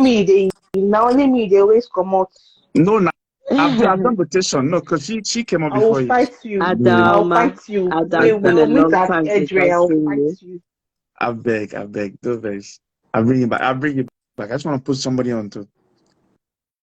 I beg. So, in a nutshell, sorry, Rita. Okay. Okay. So, Bookshare, what's the last statement you said? I feel that because I feel that the reason why we're able to make the statement or try to make the argument of why there is so much emphasis on age is because this generation has very little respect for anything, because anything goes. Do you understand? When we think of our parents' generation, you know, and then you're trying to match it with somebody of this generation, there is a vast chasm of difference between the two. And that has to be acknowledged to some degree. Age absolutely matters. And the reason Are you saying that why... because of fertility or? No, it's a case of knowledge and experience and understanding. It matters. And as I said, where we can make the argument that in the case of a few, it might not be relevant, but we cannot use those few to now say it's a standard that we should not put an emphasis on age. Okay. What would you say to a lady realistic. what would you say to a lady in her 30s that has life experience? Maybe yes, because she was focused on her, you know, making it in life, and she's become successful now. So, and she tells you, a 20-year-old and her being 30, she's just as valuable, if not more, because of her life experience that she can bring to a good man. What would you say? Would you say that woman is right, or would you say? What would you say? I think with where women are concerned, their understanding of their life experience and the value of their life experience is not necessarily what a man is looking for. Do you understand? In a lot of cases, men are looking for women that are pliable, women that are going to, shall we say, stroke their ego and enforce their masculinity, not women that have, you know, worked hard to establish themselves and in that process have acquired some level of strength, you know, which is not a bad thing, because in order to get to where they are, they needed to be strong, they needed to be focused, but there's a sacrifice in that, you know, which is in a lot of cases that femininity that men are looking for, which is the soft, pliable, submissive woman. Do you understand? You can't have it both, or it would take an exceptional person to be able to give both. Okay. Rita, what would you advise a modern man about getting? Hi, Rita. How are you? Long time. In 1 minute, what would your advice be for a modern man? First of all, do you understand what a modern man is? I've been hearing that term, a modern man, Okay, but okay, you know what a modern woman is, right? yeah, I guess the one Okay, that we a call modern man is exact replica but male version. Yes. Okay. So, for example, a modern woman would say 50-50, my money is mine, your money is mine. A modern man would say 50-50, my money is mine. Okay. Your money is yours. Okay, so If we go out to eat, you pay for yours, I pay for mine.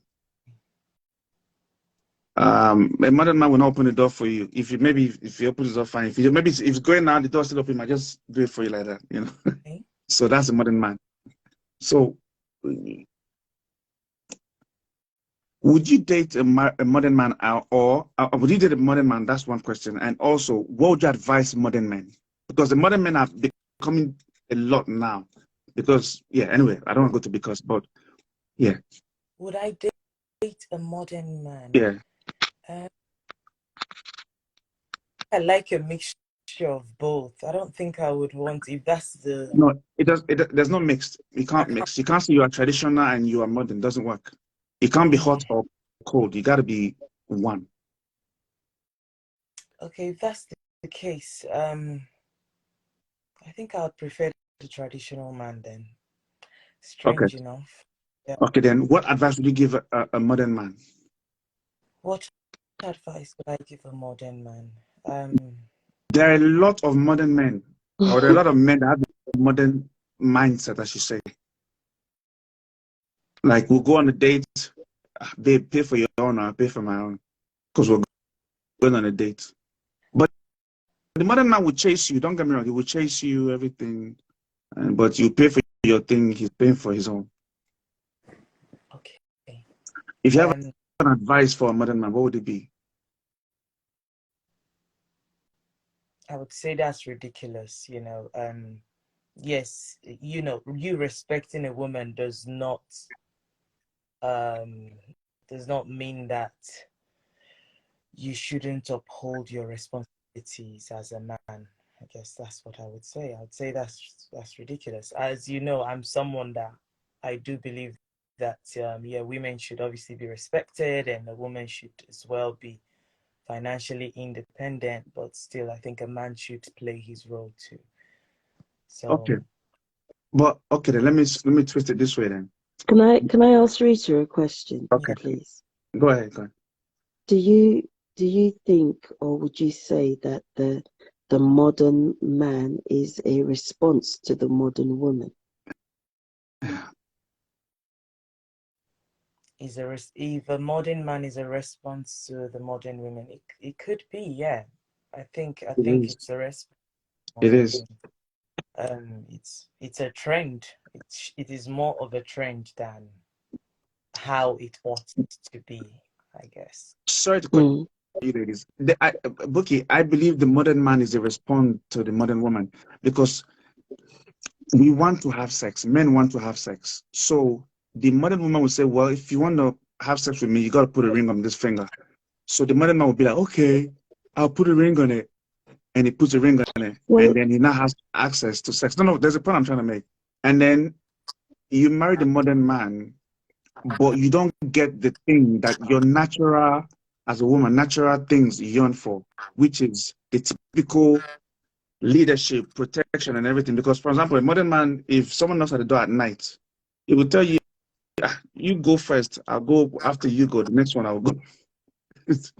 Do you know, I was more thinking in terms of the post that you put out in anticipation of this live, which was the post of the guy that asked the young lady out on a date, and she then invited her friend along to the date, and was then annoyed when the man ended up not paying the bill and allowing them to.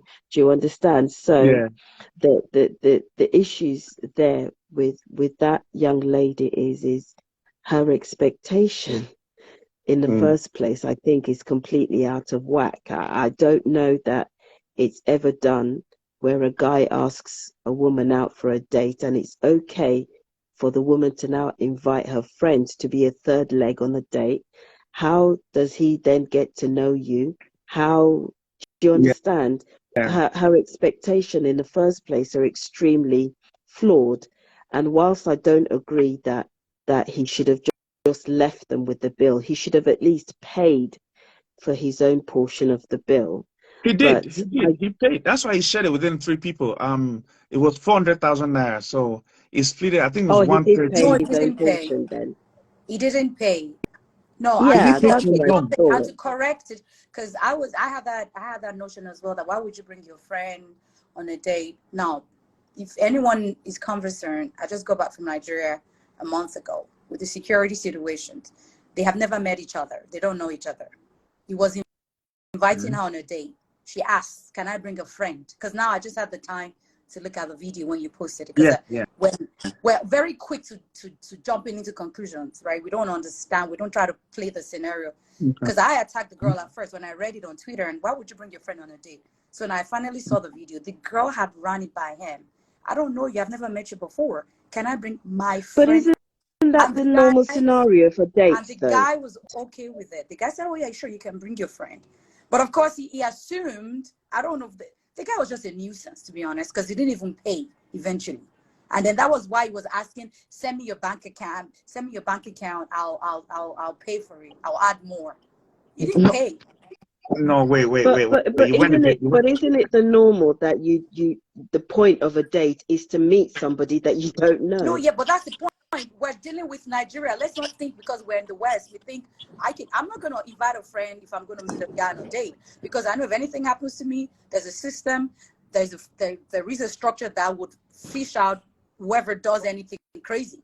But Nigeria, people go missing. Girls have gone on dates and they're still missing till date. So the lady said, Oh, Nigeria is no worse than any other no, I country in the think it's world, worse in surely. Nigeria. I think it's worse in Nigeria. I have No, but they never. went to public. They went to a public place Do you and it know was what I like a mean? daytime. No, They went to a public place. anything could have happened. And she The went girl as said, far as to I film the whole thought she event brought like as 3 well. friends. She No, only but brought 1 friend. And she said to oh, herself, okay, I'm going to pay wait, for my friend, right? far away. She said, I'll pay for my Let friend. Oh, let's be realistic. that's just nonsense, No, respectfully Exactly. I don't speaking. think it's nonsense. I don't think Let's it's be nonsense. realistic. I understand there's I kidnapping and don't all think this kind of it's stuff. nonsense. I It don't happens think it's everywhere in the world. Everywhere in the world, not just But Of Nigeria. course it does. But are there So systems that look out for every citizen or every individual? That's If somebody nonsense. picks up the Because phone if and you're says, oh, my sister is missing. saying that she's setting a precedence, yes, people have been dating in Nigeria, yes, okay, long before this occasion, is it not? yeah. Right? Do you understand what I'm saying? People have been dating in Nigeria So now it's a long different before thing this if she didn't particular run it by the incident. guy. She ran And it if by the you guy, can and the guy say, said it was if you okay. can make a case, if you can The guy make a said it was case okay, so I don't that see a before problem this with that. particular incident in Nigeria, that people have not been able to date safely, then I would agree with you, sis. Yes. The fact of the matter is she knew what was going on, and I think she was just protecting herself from having to commit to this guy in any way, shape, or form by inviting her friend along. She knew exactly what she was doing, and she proceeded to put the whole date on social media. So it didn't tell me that she was interested in getting to know the guy. She was just interested in getting views. More interested in getting views than in getting to know the guy. She was on a I'm game not as in her well. head. I don't know what she did, but I would say Okay. from a female standpoint, Well, would I do what she did? I think No. the man could But have sensed that as we're well missing a and point here. decided not to But pay. The one point minute, is she had fire. asked the Yeah, guy wait, privately. yes, Exactly, She but had Rita. asked okay, him, but hold on, can I bring hold my on. friend Okay, along? hold on. So the guy was not But Fire, in why any shape or would you form even do that? yeah, Why blindsided. would you do fire, that? one That People minute, in do itself it. is People do it. Doesn't it? People one do minute, it. ladies, 1 minute, People do 1 it. minute. There's nothing Fire, wrong. okay, let's hold on now, fire, 1 minute. Let's put ourselves in that scenario. Let's say we both go up in Nigeria, and then I ask you on a date, and you tell me, can you bring a friend? Now, growing up in Nigeria, the mindset is this: if you're bringing a friend, because of the situation we know in Nigeria, guys, girls, if you now tell me you're bringing a girl, yeah, I have to say yes because I'm a guy. I have to do I have to make myself look big. exactly. You're not That's obliged one. or compelled to say yes. Hold You on could now. have said no. Let me, hold on now. You're gonna answer me. You're gonna answer me. So now I tell you, okay, come on a day. You tell me, okay, can I be my friend? I'll pause for a minute. If I say no, I look cheap to you. I look like I'm not a big boy. Hold on. And you know, for men, our thing is to impress you. You might have more money than the guy, but the point is he's trying to impress you. So he just want to bring a friend. Okay, bring your friend. So we now go to wherever the place is. And then we are eating, you are videoing, and then you are telling, and your friend is eating too. My mindset is, okay, if I'm going to pay, let me tell you, typical mindset, if I'm going to pay for this food, 400,000 naira, we're going to be having sex tonight. Because I'm not a charity kid. I want to get to know you better. You're bringing your friend. Okay, then is it going to be a threesome then? In my head, I'm thinking. So at the end of the food now, I'm looking at the vibe during the food. You're filming, you're doing all these things. In my mind, I'm thinking, hold on, I'm talking about a man's mind. You have your own mind to think what you're thinking, but this is what happens in a man's mind. If I'm going to spend that amount of money, if I'm going to spend that amount of money, and you're looking like there's not going to be sex tonight, we have to split it. And she was, she agreed with that. Hold on. Guess what though?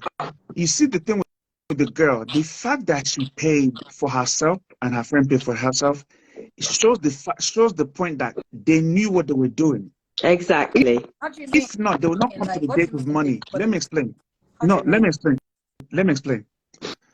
You drove there to the date with your friend, or let's even say you came in an Uber. Your mindset is the guy, Nigerian mindset. Let me tell you, this is what Don Jazzy taught me. This is what the band taught me. When you invite a girl to see you, Kas, you will give her money for coming, and you give, as she's going, give her tea fare. That's what the band taught me. The first time a girl comes to, see the Kas, and like this is done for Nigeria. This is how you do it in Nigeria. You give her money for when she's going. And I said to the band, that's a prostitute now. The band said, no, just the way we do it here. I said, okay. So I got used to the fact that if a girl come and see me, I have to give her money, she's going. So there was one girl I was seeing one time. I gave her money. The girl looked at me like, what are you doing? You think I'm a run girl? I said, I don't know what, She said, no. I said, the band told me to do that. So one time I said, the girl understood that, okay, then she's going on a date. The fact that she paid shows that she was gambling like, okay, if the guy pays, okay, I keep my money. If the guy doesn't pay, I know he's a messed up guy. I'll never date him again. She came prepared. Because normally you don't go on a date with 400,000 naira. Even in America, you don't go on a date with $500 or $400, how much it is. You go on a date, normal date, I don't know, you eat food, $100, $200 But an max. expensive restaurant, the guy chose an expensive spot. I said Dibanja had a good teacher to me. Dibanja taught me those things. No, I mean, I don't understand. I don't know if Dibanja has the ultimate. No. The point I'm trying to make is the mentality the girl had. She brought money just in case of backup. That's what you're supposed to do. Yes. As a female. Yes. But guess what? Where she messed up was when she brought her friend. I like you. I want to take you out on a date. You're not bringing your friend. But are you forgetting the fact that she ran it by him and he said he was okay? He has to say yes. He's a guy. He has to impress you. With guys, why do you feel you need to impress and show out? Why? At the end of the day. If you said no, then let it be. You will go on to the next girl. At the end of the day, the guy is interested. The guy is if I don't impress you, you are likely going to find somebody else you're going to impress. Maybe not that one that you're dealing with. You're a guy, you know that you have like 3 or 4 girls lined up for whatever things you want to do. Not necessarily. You see the mindset you have. The guys don't get girls like the way you're thinking. Guys don't get girls the way you're thinking. I'm telling you fact. See, 40% of men from history, 40% of men are the ones that impregnated women all history. Most men don't have sex. I'm telling you fact. So don't think because he's the guy you have no. That's why some men women are a lot more spoilt for choice, aren't they? Yes, than men are spoilt for choice, especially in this day and age. Okay. The reason why most men don't know how to treat women is because in their mind they feel make money. Once you make money, you tell the girl, hello, my name is John, I have money. The girl will like you. That's what's in most men's mind. They don't know how to talk to a woman. That's why sometimes you just see some men, oh, what's wrong? I gave her money, but she didn't like me. She's not going to like you because you don't know how to get into her, Sorry, go ahead. Can I just say, let's just be honest about this and stop pussyfooting around the bush. At the end of the day, the guy asked her out because he liked her. Yeah. All right. And he liked her enough to entertain having her friend along just so he can have some time with her. This is the truth of the matter. He could easily have just, you know, as the young lady says, he agreed with it, which tells me that he was really interested in getting to know. He wanted some time with her. That's why he agreed to it. All right. And she also knew that.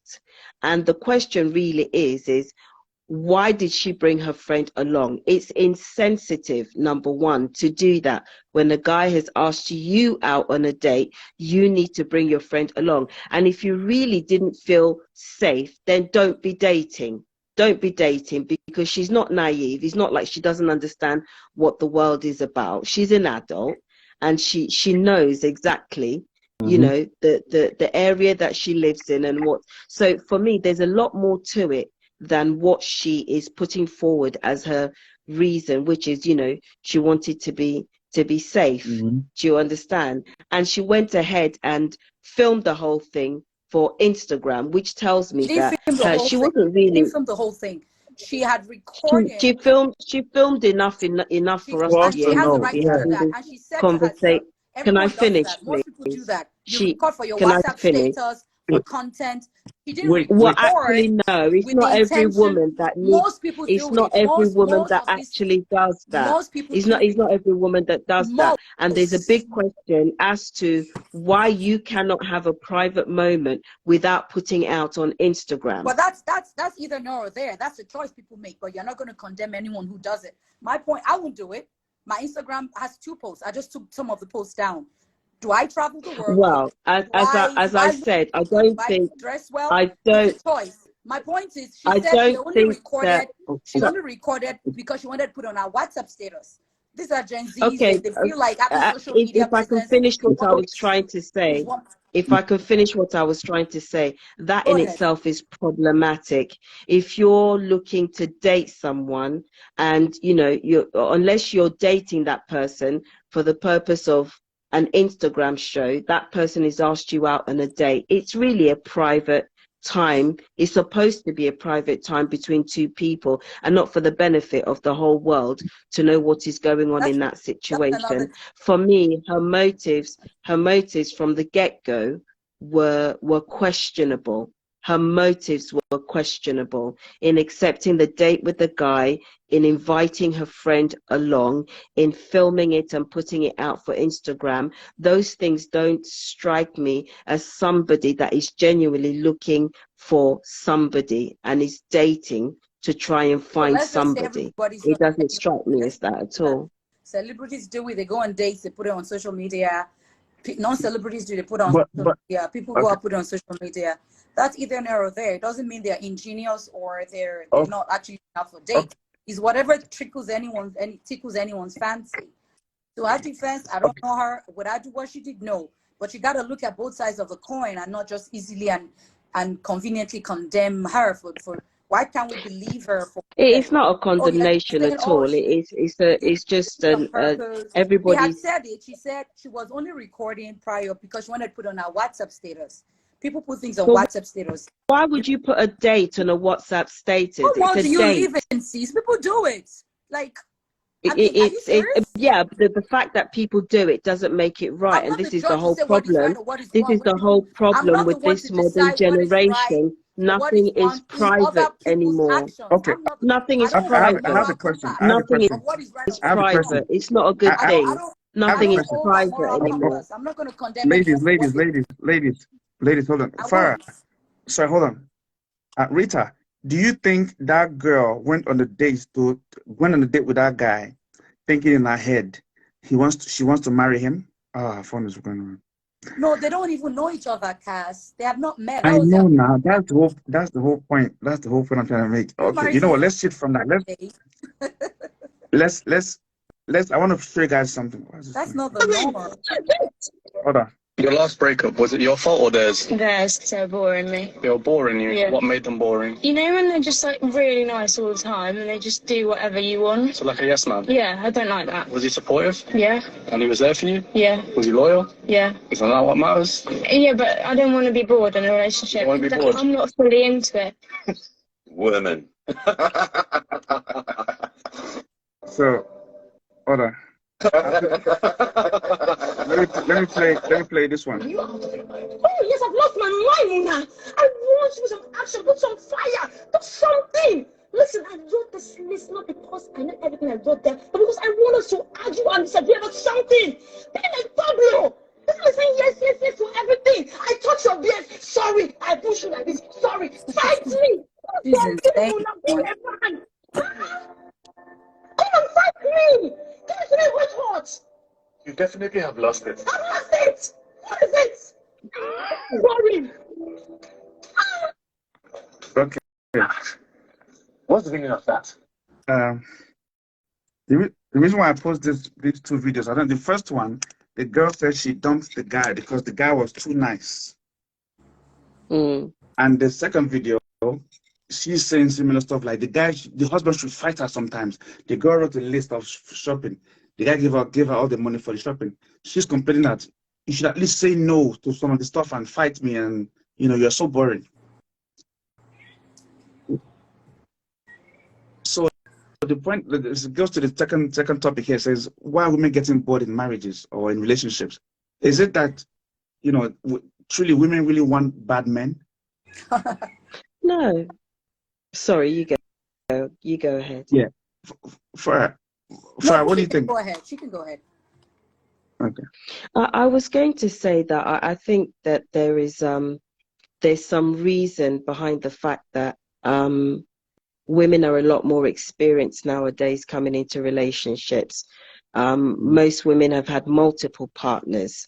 Do you understand? And when you're used to having a variety of experiences, it's going to now be more difficult for you to settle into one way of doing something all the time. And it can now come across as boring. Why? Because you've been used to having different types of characters, different types of situations, different kinds of experiences with different people. It's just common sense to me that a nice regular guy is now going to come across as boring to you because you've had a lot more than that. What do you say, Fire? I think on both sides, men and women have equally had experiences. Both men, both women. Nobody is inexperienced, right? I think women just express their expectations and needs more than men do. I feel like a lot of men are not in tune with the emotional side, where they're more expressive and they're outspoken about what they feel and how they're feeling. The second scenario, the video that you played, it's not realistic. It's a movie. How But a woman would. it happens. It's similar to the first one because Well, the same thing. the first one did say that she broke up with them because they were boring, and that's valid. It's scientifically proven that women get bored quicker, easier than men in relationships. I wouldn't say because Let me enter that part you're saying. Let's expand this part you're saying. Scientifically proven that women get bored in relationships. What would make you bored in a relationship? Because naturally, if you are a woman and you want to have sex with a man and you're with another man, for you to cheat on your man, it means emotionally you are connected to that other person. That person is stimulating some part of you that your husband is not doing or your boyfriend is not doing. Now, let's not put different. Let's say you don't have any boyfriend, you never been with any man before. The first man you decide to give yourself to freely, you are giving yourself to the woman, to the man, from your emotional point of view, because women are more emotional than men. So if a woman is going to have sex with a guy, she's using her emotions to have sex as well, more than the man, because men can have sex and not have any emotions. I say all this to mean this. If a woman has this mindset that she's bored already, that is because her pair bonding nature is broken. So if she said the guy was too nice, so would you prefer? Okay, you're talking about the second video. Go ahead. I'm sorry. Yeah, the first video. The first video said she said the guy boring. Yeah, He said he was boring. He's boring because he's too nice. Because he's always there. He calls to check up on her. Yeah, I've seen many videos. Okay, even the second scenario video when the woman said, "You are too." The woman even said, "You are too boring. At least fight with me." I've dated a girl. She even said the same thing to me that, like, sometimes let's even fight. Well, I'm like, so I thought those are not normal women. I'm sorry. Those are no, not normal. hold on. Let me explain.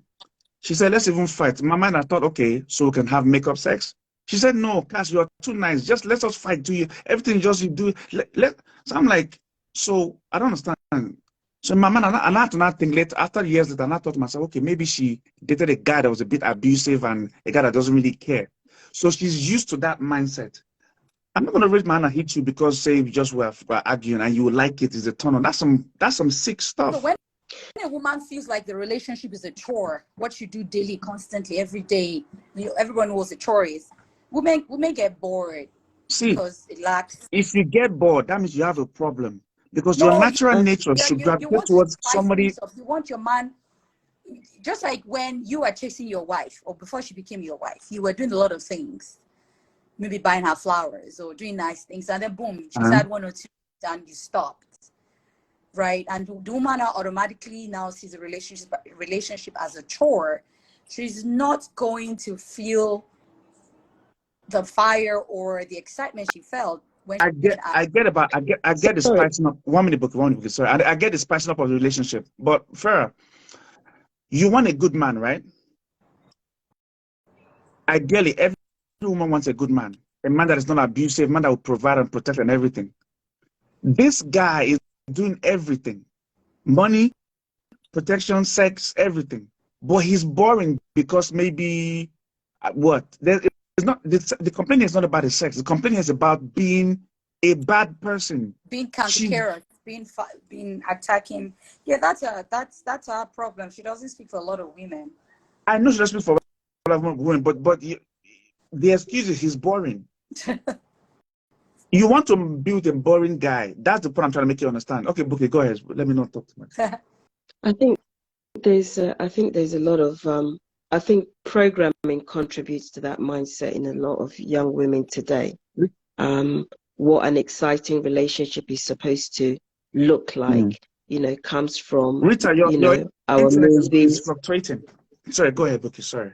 It comes from and the entertainment, the movie industry, as to what an exciting guy is, and he's usually the bad boy stereotype that is the exciting one in a relationship.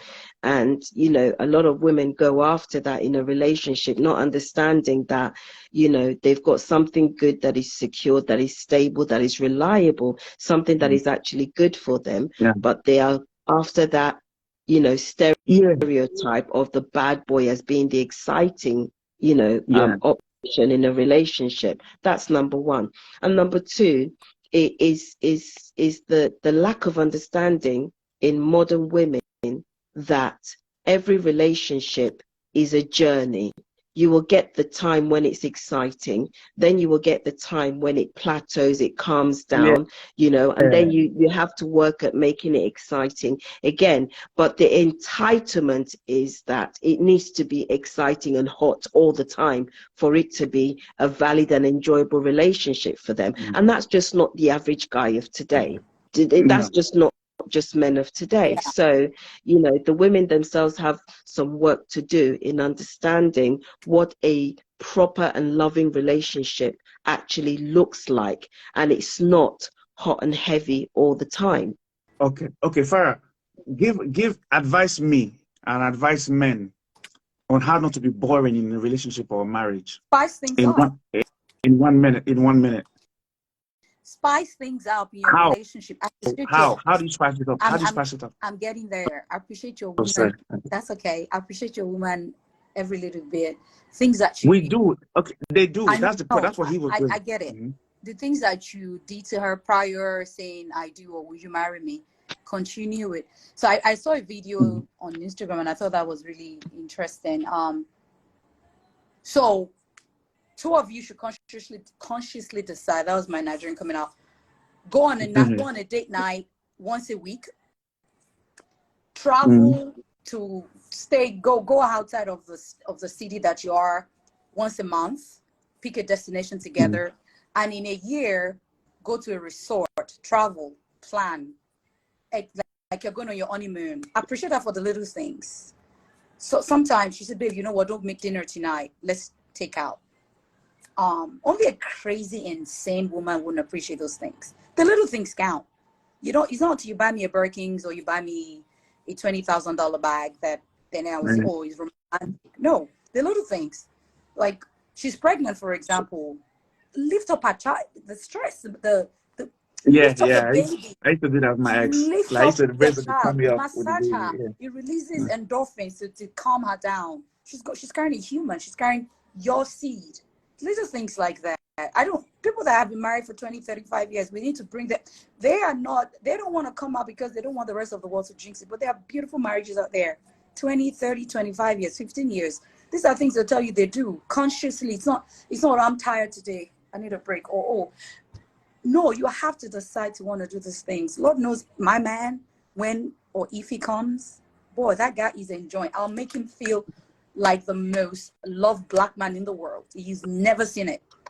I have grown enough to understand that these are the needs of a black man, right? Whenever I'm falling short or he's falling short, I won't hesitate to communicate, right? The little things. You go to the mall and you see something that would suit her, you bring it home, and even if she says, "Well, why'd you get me that? I don't like it," you say, "Okay, fine." You don't. I mean, the little things count.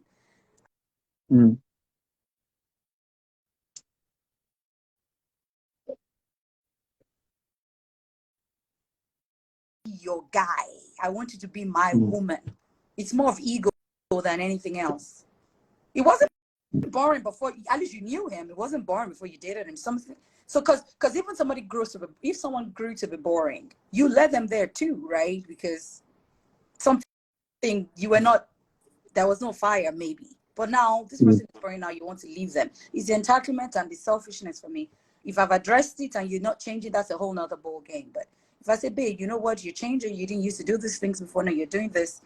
If a man appreciates me and values what I bring to the table, what we're working together with, he would want to change, and vice versa. He will look at me and say, babe, why haven't you done your nails in two weeks? Why are you looking unkept? Things like that, the little things. Okay. Well, I'm trying to add you back, but it's not working. I don't know why.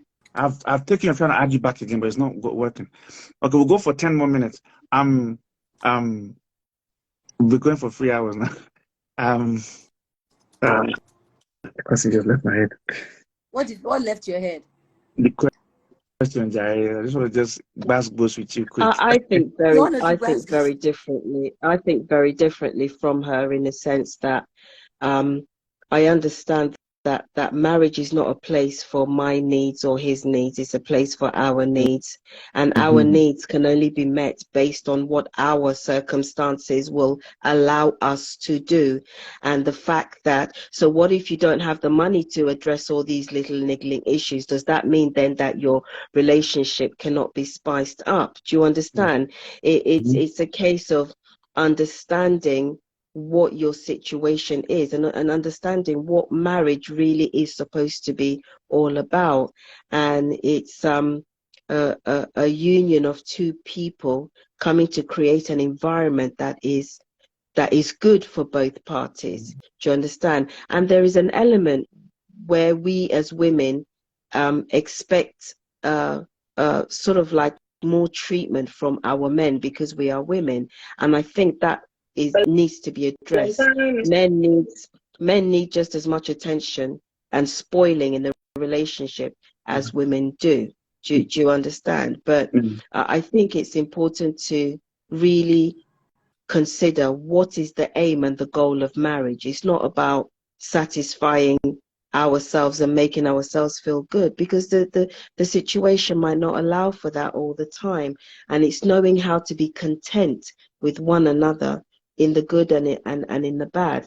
And love is really expressed not when times are good, but when times are difficult. That's when you know how much somebody really loves you, by what they're willing to do, what they're willing to sacrifice for you. And that's really the crux of marriage. Marriage is expressed in when times are difficult and how two people grow and walk together in difficult times than, in good times. So I think we need to be educating young women that marriage is a duty that you are going into. It's not about you. It's about the both of you and the family that you're going to create together. Amen. Marvin said, those who get tired or bored in marriage are not content with what they have, or might have rushed into the marriage. That's a point. Yep. Yep. That's true. Yep. I think So You're in the the more marriage for you the have, good and the you, bad, not you, just the bad. You're in it for the good times and the bad times. yes. yeah. I think a lot more people would be happier in the relationships if they were not so experienced in relationships. Do you know what I mean? Thank you. That's what I mean. That's one of the things that's making a lot of women bored, because they are And used that's to why you want young a people. 20-something-year-old, because you think a 20-something-year-old is not experienced. No. It's not that I think it's not Trust expensive. me. That's not the point. No, the reason why most grown-up men want younger women is because in their mind, they're thinking, okay, then a girl of 40, 30 has gone to Dubai, has gone to Paris, has gone there, gone there. So in the mind, inherent in every man's mind, in our mind, we want to be the one to impress you.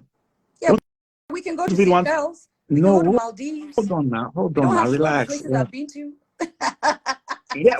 Cool, but that's I good. mean, But there the are over point is, 20 countries in the world. Why must we pick the ones that I mean, that's just a convenient excuse, to be honest. And that's coming from the ego from a man, because you feel like you need to woo a woman, right? If you're open-minded, we do. yeah, We do. That's the whole point of us I being men. understand that. But the fact that she's been a few places and done a few things For example, does not stop you from wooing her. It doesn't.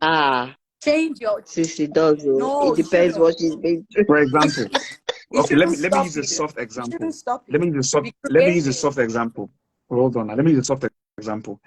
I take you out on an ice cream date, and then I buy this particular ice cream that you've never actually bought before all your life, even if you are 45. And then you'd be like, oh my God, I noticed that this is really nice. Oh, wow. So in my mind, I'm thinking, so I'm the first to give her this kind of ice cream she never had before. So in my mind, you remember, even if you don't like me anymore, but you remember that this guy gave you this particular ice cream that is unique. That's what men want to put in your mind. That's what every man want to put, so that you remember. So I agree. when we don't have that value with you, we feel like, oh man, So that's our mind. That's the way we think. So when you say, no, I've dated a guy called John. I've dated this way. I've dated Peter. I've dated Abia. So we'll be like, oh, So what about okay. you? You've dated Nkechi. You've dated Charlotte. You've dated But wouldn't Angela. you want a man that have experience? I don't think you can compare. You can't compare the two. A man's experience to a shocking woman's mistake. experience. Do you know why I say that, sis? Hold on. Do you know why I say that? No. Do you know why I say that? Okay, go ahead. One thing, and I heard a friend say this, and it's very true. One thing that men don't have from the day they are born is value, right? Women are born with value because men chase them. Men want to marry them. So women come automatically with this package called value. And that value is based on how much they've been around the block. It's difficult for us to accept that. But men's mindset about women is not the same about women's mindset about women from men's perspective. We tend to think that men should view us in a certain way. We can't understand how they see us, because they're the ones that marry us, they're the ones that chase us, they're the ones that give us the ring. So therefore, how they see us, we can't compare it to how we think they should see us, right? So if a guy's been around the block and he's been with 100 women, he's not going to be looked at the same way as a woman that's been around with 100 men. There's totally different things, because she has value, and her value is based on her usage.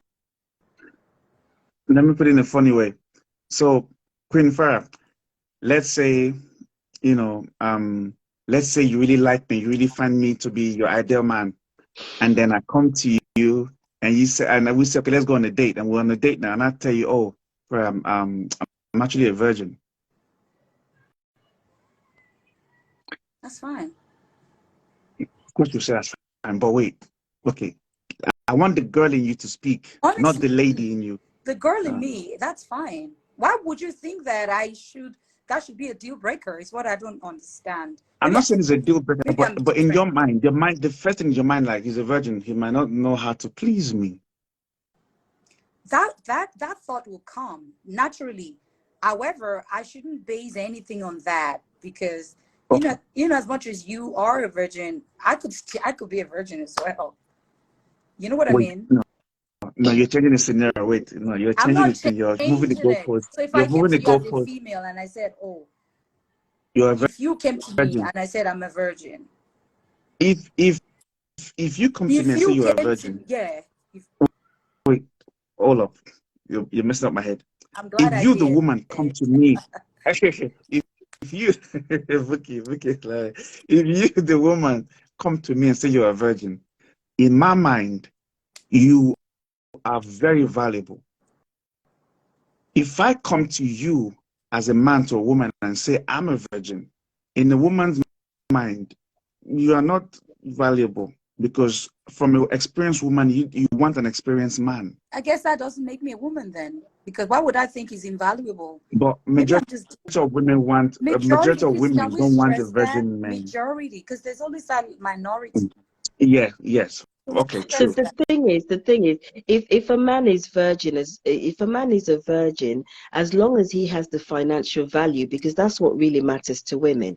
So for women looking at men, they are concerned about his financial value, his ability to take care of them. Yes. Whereas men looking at women, the woman's value to them is about their usage. I keep saying this. Yes, there's a trending thing at the moment where body count is a big issue for men.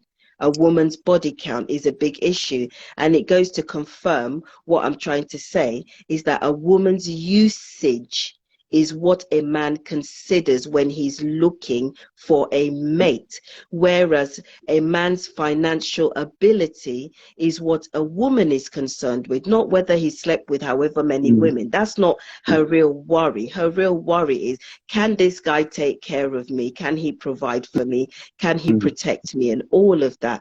So it just goes to highlight the point that men and women are not the same. Our values are not the same. And what we're looking for in each other are not the same. And also, men are always interested in women's past, while women are interested in a man's future. Nah, I know about that. Huh? I want to know your past. I guess I'm just different. No. The majority of women want to know if the man has a future, because you want to see. But majority of men want to know about the woman's past. That's how we choose. That's how men choose.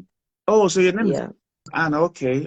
So where you say? Oh, so have you want to know the past?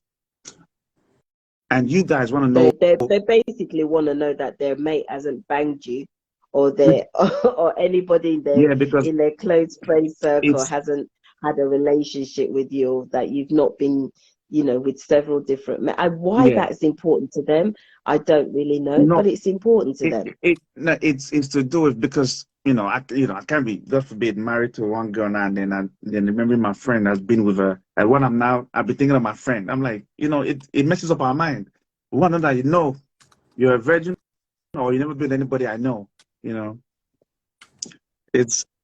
We're territorial. It's our mindset. We can't help it. You all need to change your mindset. No, we're men. I think women are more forgiving of past than men are. Yes. No, so a woman is more forgiving of a man's past than men are forgiving of a woman's past. Yes. That's the problem. Yes. Women can say, okay, that you've been with all the girls in the world, no problem. But man, if you tell a man I've been with all the guys in the world, or the man will just run. He can't handle it. I don't tire. Well, I don't tire. You've tried. Been on 3.5 hours now. So much for this relationship, so much for the standards, so much for the way the society has conditioned our mindsets, so much of a lot of garbage jargon. Yeah. The thing Yeah, is, but everybody still has to go back to the original plan that God made. If not, we will all not be settled. Even if you are married, you are still not settled. Yeah, If you don't go according to God's plan. according to God's plan, I agree. Even if you are married and you've been married for 20 years, you and might not happy. God's plan is not about boring, whether it's boring or not. That's not what God's plan is about, is it? Yeah. In Because the we plan of really need marriage, to you can ask have ourselves. you can have different positions, different We sexual need to positions. ask ourselves, what are women looking for? If a man is a good man, he's a hardworking man, he treats you well, he's Thanks, Coach. providing you with everything that you need, and then you say you are bored, Thanks, then Coach. you cannot say that the man is the problem. You've got a problem. Yes, the Yeah. woman has got a problem. If you Yes. cannot reason with what is good for you, then there's a problem with you, not the man. Tupac said the best. Tupac said he was going out with a girl, and the girl said he was too nice. He said, I can't believe it. She said I was too nice. And she Yeah, because But he said, I can almost when he understand, started treating women like the BS, like a thug. then I can almost understand why women receive niceness as something to run away from. I think in their mind, the guy is extremely nice because he wants something from them. So the guy is not being genuine. I think that's what it is. No, but when you're in a relationship, even when you're in a relationship, like the video I just played, the girl said she dumped her ex because he was just too nice. Has he always been like that prior to the relationship? Let me play what you hear from her mouth. Did he change after? So I mean, you have to understand the But why should that matter? Hold on. Watch. For example, now Hold on. Watch. Your last breakup, was it your fault or theirs? Theirs, so boring me. They were boring you? Yeah. What made them boring? You know when they're just like really nice all the time and they just do whatever you want? So like a yes man? Yeah, I don't like that. Was he supportive? Yeah. And he was there for you? Yeah. Was he loyal? Yeah. Is that not what matters? Yeah, but I don't want to be bored in a relationship. I'm not fully into it. Women. I'll play it again. And that's a lot of women today. I'll play it again. That's a lot of women. Was it your fault or theirs? Theirs, so boring me. They were boring you? Yeah. What made them boring? You know when they're just like really nice all the time and they just do whatever you want? So like a yes man? Yeah, I don't like that. Was he supportive? Yeah. And he was there for you? Yeah. Was he loyal? Yeah. Is that not what matters? Yeah, but I don't want to be bored in a relationship. You want to be bored? I'm not fully into it. Women. So he was nice. He was there for her. He was providing for everything. Do you understand? That's the part I'm trying Maybe he wasn't sexually exciting. Maybe he wasn't. No. Now, I don't want to bring up these guys. What's his name again? The guy who came out of prison. The popular guy. Andrew Tate. Yeah. Andrew Tate said something. He said, and as a Christian, I found it terrible to actually agree. He said it was chilling with a girl. He said to the girl he's chilling with, he said, hey, go and get another girl. Let us have sex with another girl. And the girl agreed, even though she's not bi. He said you have to understand women. In the best way to keep a woman is to keep her in the sense that let her see that even that you have other girls on the roll. Like you could be in a room with your girlfriend, talk another girl in front of her. So she'll be angry. She'll be angry. She'll fight with you, but she'll still make love to you. And she won't leave you because she doesn't want to lose you to that other girl. I'm like, that's madness. Absolute madness. But guess what though? The girls they're dying for that. Okay, let me give an example. Perhaps we can say it's something deeper than that, Kas, in the sense of, a lot of people, let's just say people now, are their traumas in adulthood. Do you understand? And a lot of people have been through bad experiences that they have come to identify as you know, a love, a demonstration of love. So when they now see somebody that is nice and good and kind, it's not what they're used to, because their past experiences, their past relationships have been traumatic and negative, and linked to love. So I think we can make some kind of argument towards that as to why, because there's a lot of people that identify negative behavior, negative attention as love. Yep. And you know, that's got to come from before. Do you understand? Yeah, so they might, because that exactly, That's you're right. what I Because was trying to say to you, that so when a woman receives niceness, she can't handle it. She thinks she receives as a negative thing. So she thinks that person is looking for something. But they have not dealt with their past trauma. They have not dealt with they have not unlearned a lot of things from when they were growing up, right? So they receive that as something negative. It happens. I see it a lot when so for example, domestic workers, right? You're excessively nice to them. You're trying to add value to them. You send them to school. They'll be nasty. They will go back and do something really nasty. But you see those who actually make them who they are, who punish them, who don't take care of them. They are it's a subservient mentality. It's born from trauma, from orientation that are negative. And those kind of women grow up now. They see a guy be nice to them. They say, no, I want a guy who wants to beat me, a guy who will beat me and abuse me. That's to show that he loves me, because that's all they've known, right? So people like that, they're not. It's not a normal situation. It's not. When I looked at that video, I just laughed. I said, she must be out of her mind. Like, why would you say just fight me? It's mad because that's not normal. Having said that, there's a lot of, sorry to cut you, Kaz. Having said that, there's a lot of, you know, people suffer from herd mentality. There's a lot of people who don't have those negative experiences, but because it's the popular behavior, they will copy it. They will emulate it to their own detriment. Do you understand what I'm saying? Yeah. And I think a large proportion is people or women, you know, and men do it in their circles. They gravitate to what is the popular current behavior, and they will go with that, even if it's to their own detriment. Bloom by products is not working. I've tried to add you, it's not working. I don't know. I can't even see the comments. I don't know why. Am I the only one unable to see the? Oh, can't you? I can see it. No, I can't. Sometimes that happens. Yeah, because I've been trying to add down some other people. It's just not working. It's just, I don't know. Just people are just there hanging, but it's not. You know, but it's just, for me, that thing is crazy mindset. And I remember there was one girl I used to date back in the days. Oh, like, you date a whole lot of people, Cass. No.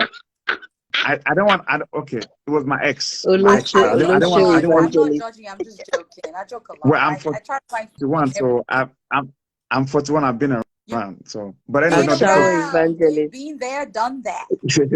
Chai, no, but you've been used, mate. I don't want to. No, it's just one girl. Just my ex. But there was one time. Remember in Nigeria, one time we were arguing and stuff. This is shouting back and forth, and then she just came to my face like, "Hey, beat me." And then, you know, and the mindset in London, growing up in England, you don't put your hand on a girl. Even they teach you that from primary school. So when I saw that, so even though we're arguing, I just started laughing like, oh shit, this is real. Because I've never heard the girl say that to me before, like come to my face, say, hey, beat me now, hey, beat me now. I'm like, so in my mouth, it's like, for me, it was entertainment. I'm like, oh, they actually do say it in real life, like, you know, because I've never seen it. So to me, it was really weird. And then I remember, and I spoke to one of my friends, you know, I don't want to say his name, he's a popular person. And I said to my friend, oh, this is what happened, and then I said to me, so what did you do? I said I laughed and walked away. They said, no be so, you're supposed to slap him, do this. Then she'll never talk to you again. She'll never raise her mouth to you again. And I said, but and this is a very popular, like, trending musician today. He's a broken popular musician. He's broken. No, so he said that to me, and then another guy that was there listening said, yes, no, Martin now. I said, I don't understand. Yeah, you slap her, she will slap her, then you slap her again, you just slap her, then she will not talk to you, she will not open her mouth to talk to you again in public. Oh, I said, oh, so, and I said, oh, so you guys do it? no matter for Nigeria, they get taken here, you slap him. I'm like, so what? I answered to that. So what? She said, then that will put her in their place so that she will not be talking back to you and stuff like that. I said, oh, okay. I said, well, try and follow and she raise her hand like this. Lord, You see hand up. But it was just no. I said that. Is obviously that's not a good. Please, I don't support anything violent to anybody, but I'm saying that because I'm seeing more and more now. A lot of women, I would say, a lot of modern women are using that mindset of he's boring. I want a bad boy, but a somebody bad that boy will will slap physically them, abuse you. somebody that will Yeah, choke them, somebody, and a lot of these things come from their sexual escapades, their sexual experiences, because rougher in the bedroom is considered more exciting in a lot of cases. And that's what they want. They want somebody that will swing them from the chandelier, somebody that will, that, do you know what I mean? still like We don't want somebody that I will not give tire. them missionary, somebody that will give them doggy from the ceiling or something stupid like that. You know what I mean? They don't spoil. Yeah, They don't spoil. back in the days when I was in the world. What do you mean back in the days? When I was in the world, anyway, so someone did say that kind of thing to me that I should choke them, and I was scared. Like, Someone what said, do you mean what, choke? Say, no, choke them? yeah, like, when you're like in the mood. People actually do So I'm like, request for that? yeah, she couldn't come until I did that shit. I'm like, after your time, I was like, you okay? She said, yeah. I was like, okay. Hi. But after that, I was scared to call her back because I didn't want someone to tell me, say, rape or whatever. So as long as she would, please, okay. All right, nice to meet you. Oh, wow. I think both men and women, there's a lot of damage. There's a lot of adults walking around with damages and traumas, and so we don't know what's good for us anymore, And the question is where is it when so okay, let me ask you this. So does it mean that if you have a trauma, then you're not able to identify something that is good for you, even as you are experiencing it? Exactly. Or do you think that people are using trauma as an excuse not to engage with what is right? I honestly think people haven't even identified the traumas yet. Yes. Okay. We're all Yes. functional adults trying to improve our lives, but we don't know that we're dealing with traumas. So the first step in solving or in acknowledging or in understanding is to acknowledge the trauma, is to own it. Say, how do I seek help? Do I pray? Do I go for counseling? Do I pay for therapy sessions? So once you're able to do that, I think the rest is history. I mean, as I say, when you know there's a problem, you solve 50% of the problem. Right? So can I then ask this question? Do you think that our parents' generation and the generations before, do you think that they experienced traumas? Oh, yes. And in their experience of traumas, why were they still able to function and maintain their relationship and their societies in spite of their traumas? Why are we so focused on our traumas? Yeah, I think because they had no choice on where to go to. It's like saying men don't have backup. Do you think that's a bad thing because they functioned in spite of it? For example, I wouldn't say they functioned. Right? I didn't think they functioned. It was just like, what other option do I have? There's nothing else to do. I'm just gonna go. Exactly. So you function, you get on with it. Whereas in this generation, our traumas are we are mollycoddling our traumas to the degree that it's preventing us from being able to move on and be really productive. Everybody's broken, everybody's traumatized, everybody's looking for. Do you understand what I'm trying to say? Yeah. Whereas in our parents' generation, yes, they were traumatized, but they just got on with their lives and make the best that they could of their situation. So is it really a bad thing? Do you know what I mean? So it's not easy. May God help us all. I think in our parents' time, the dynamics were very much different, where you can't rule out the cultural aspect, the stigma that was attached to you being the cantankerous woman or wife. The man had to say so. The final say was his way or the highway.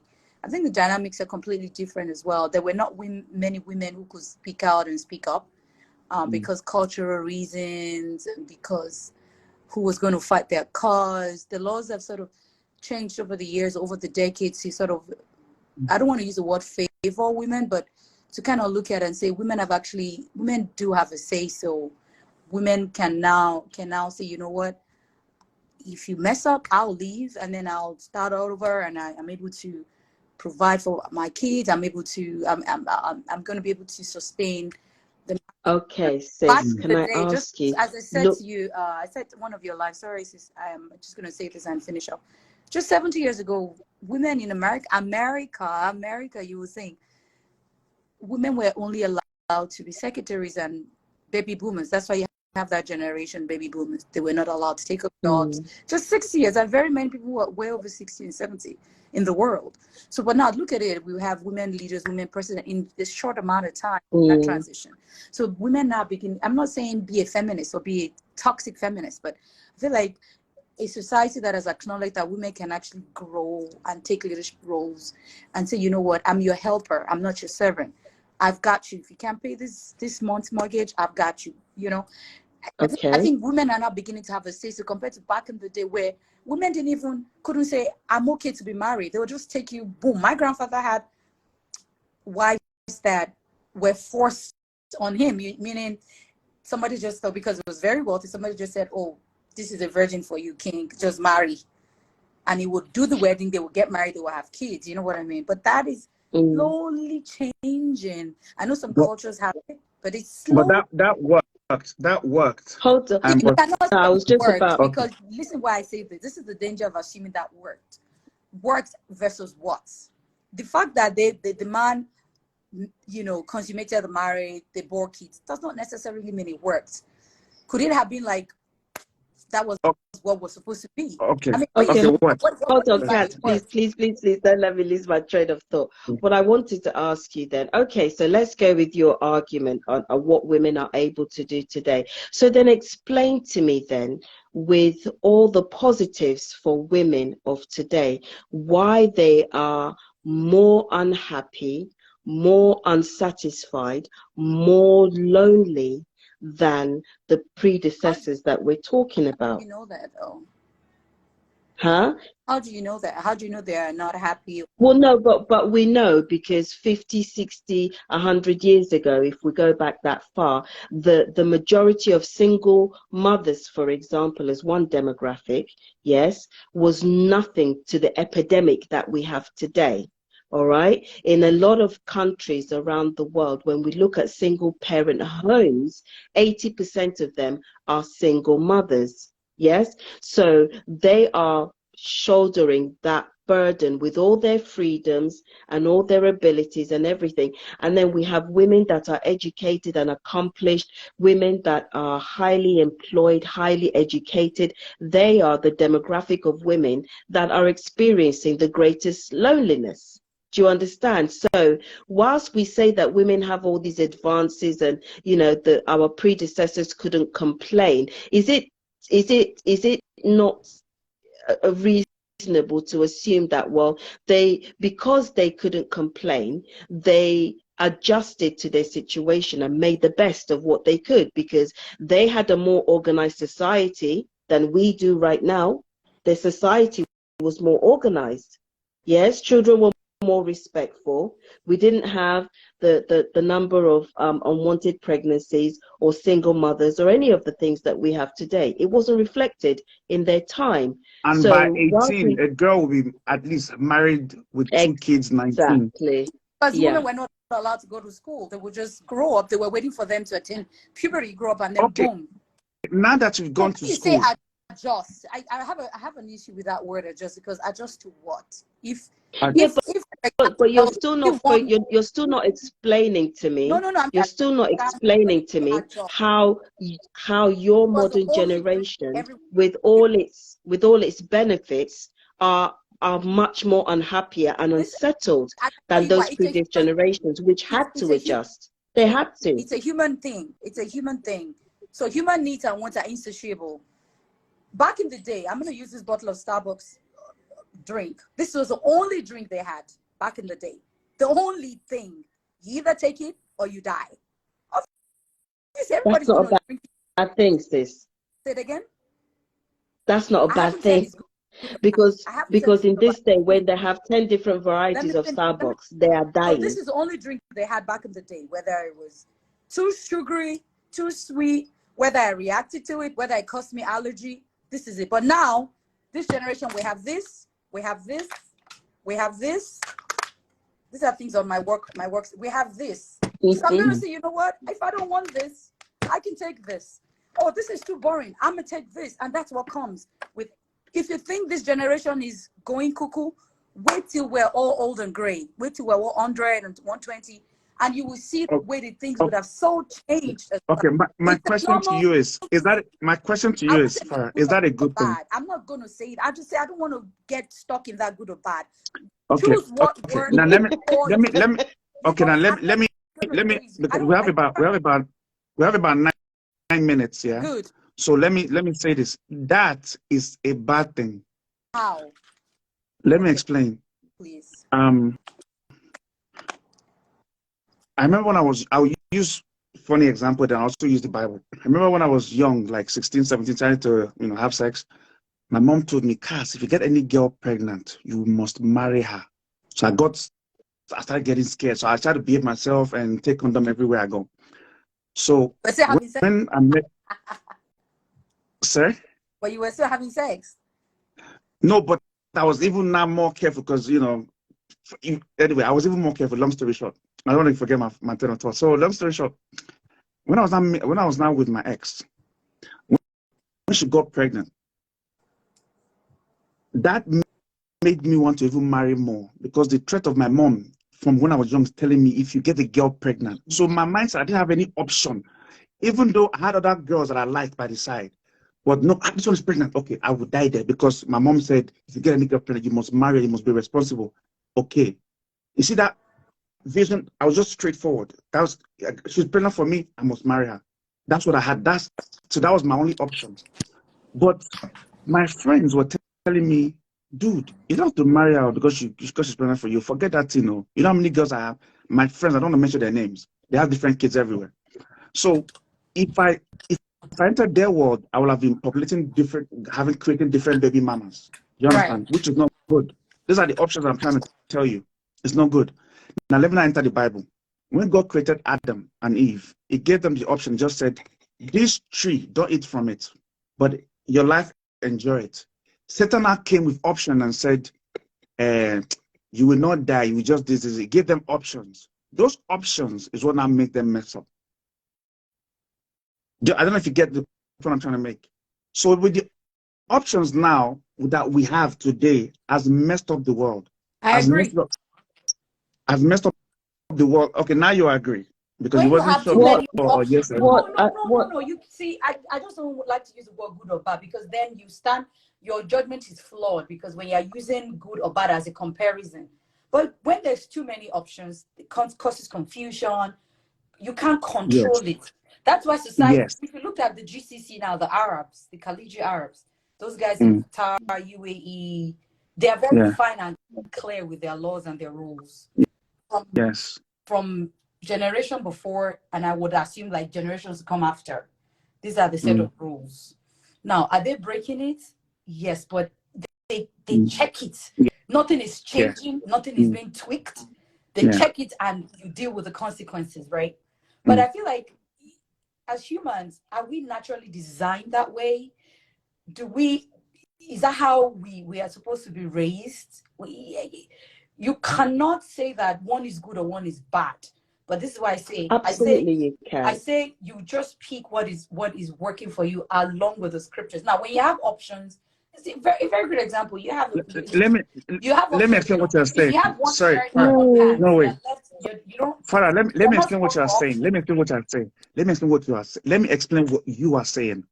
Imagine we are married right now, yeah, and we're married for let's say 2 years, and then all of a sudden, I'm not really feeling you that much. I feel like, the sex we used to have when we, started was better. Just the little things in the air. And obviously, as a guy, there are other girls that, I'm looking at as well. So I'm not happy. So I'm going to leave you now. That's the option today. I can just leave you because I'm not happy. But the original option is work at it. You're not happy. Why are you not happy? Well, because we used to have sex 5 days a week. Now we only have sex 2 days. Okay. So what's the problem? We have a kid, so it's like the kid's always disturbing. So is it not your kid? Work at it. So let it make it work. That's the point I'm trying to say. People are making it work, but people make it work. But I also feel like because they're spoiled for options, they just go for the easier route. So which is why I say that don't do what is easy, do what is right. There are people who work it out. There are people who just say I think it's very individualistic. I don't think it's so when you now talk about maybe the options, it now depends on the cultural norms, the laws and the rules that have been put in place, either to enable you or to inhibit you. As I gave an example of GCC, there are still some of them who go against those rules because, the documentaries are there about the daughters of the sheikhs running away to Western world because they don't think. Yeah. Do you understand? Yeah. But yes, but they find but those are exceptions.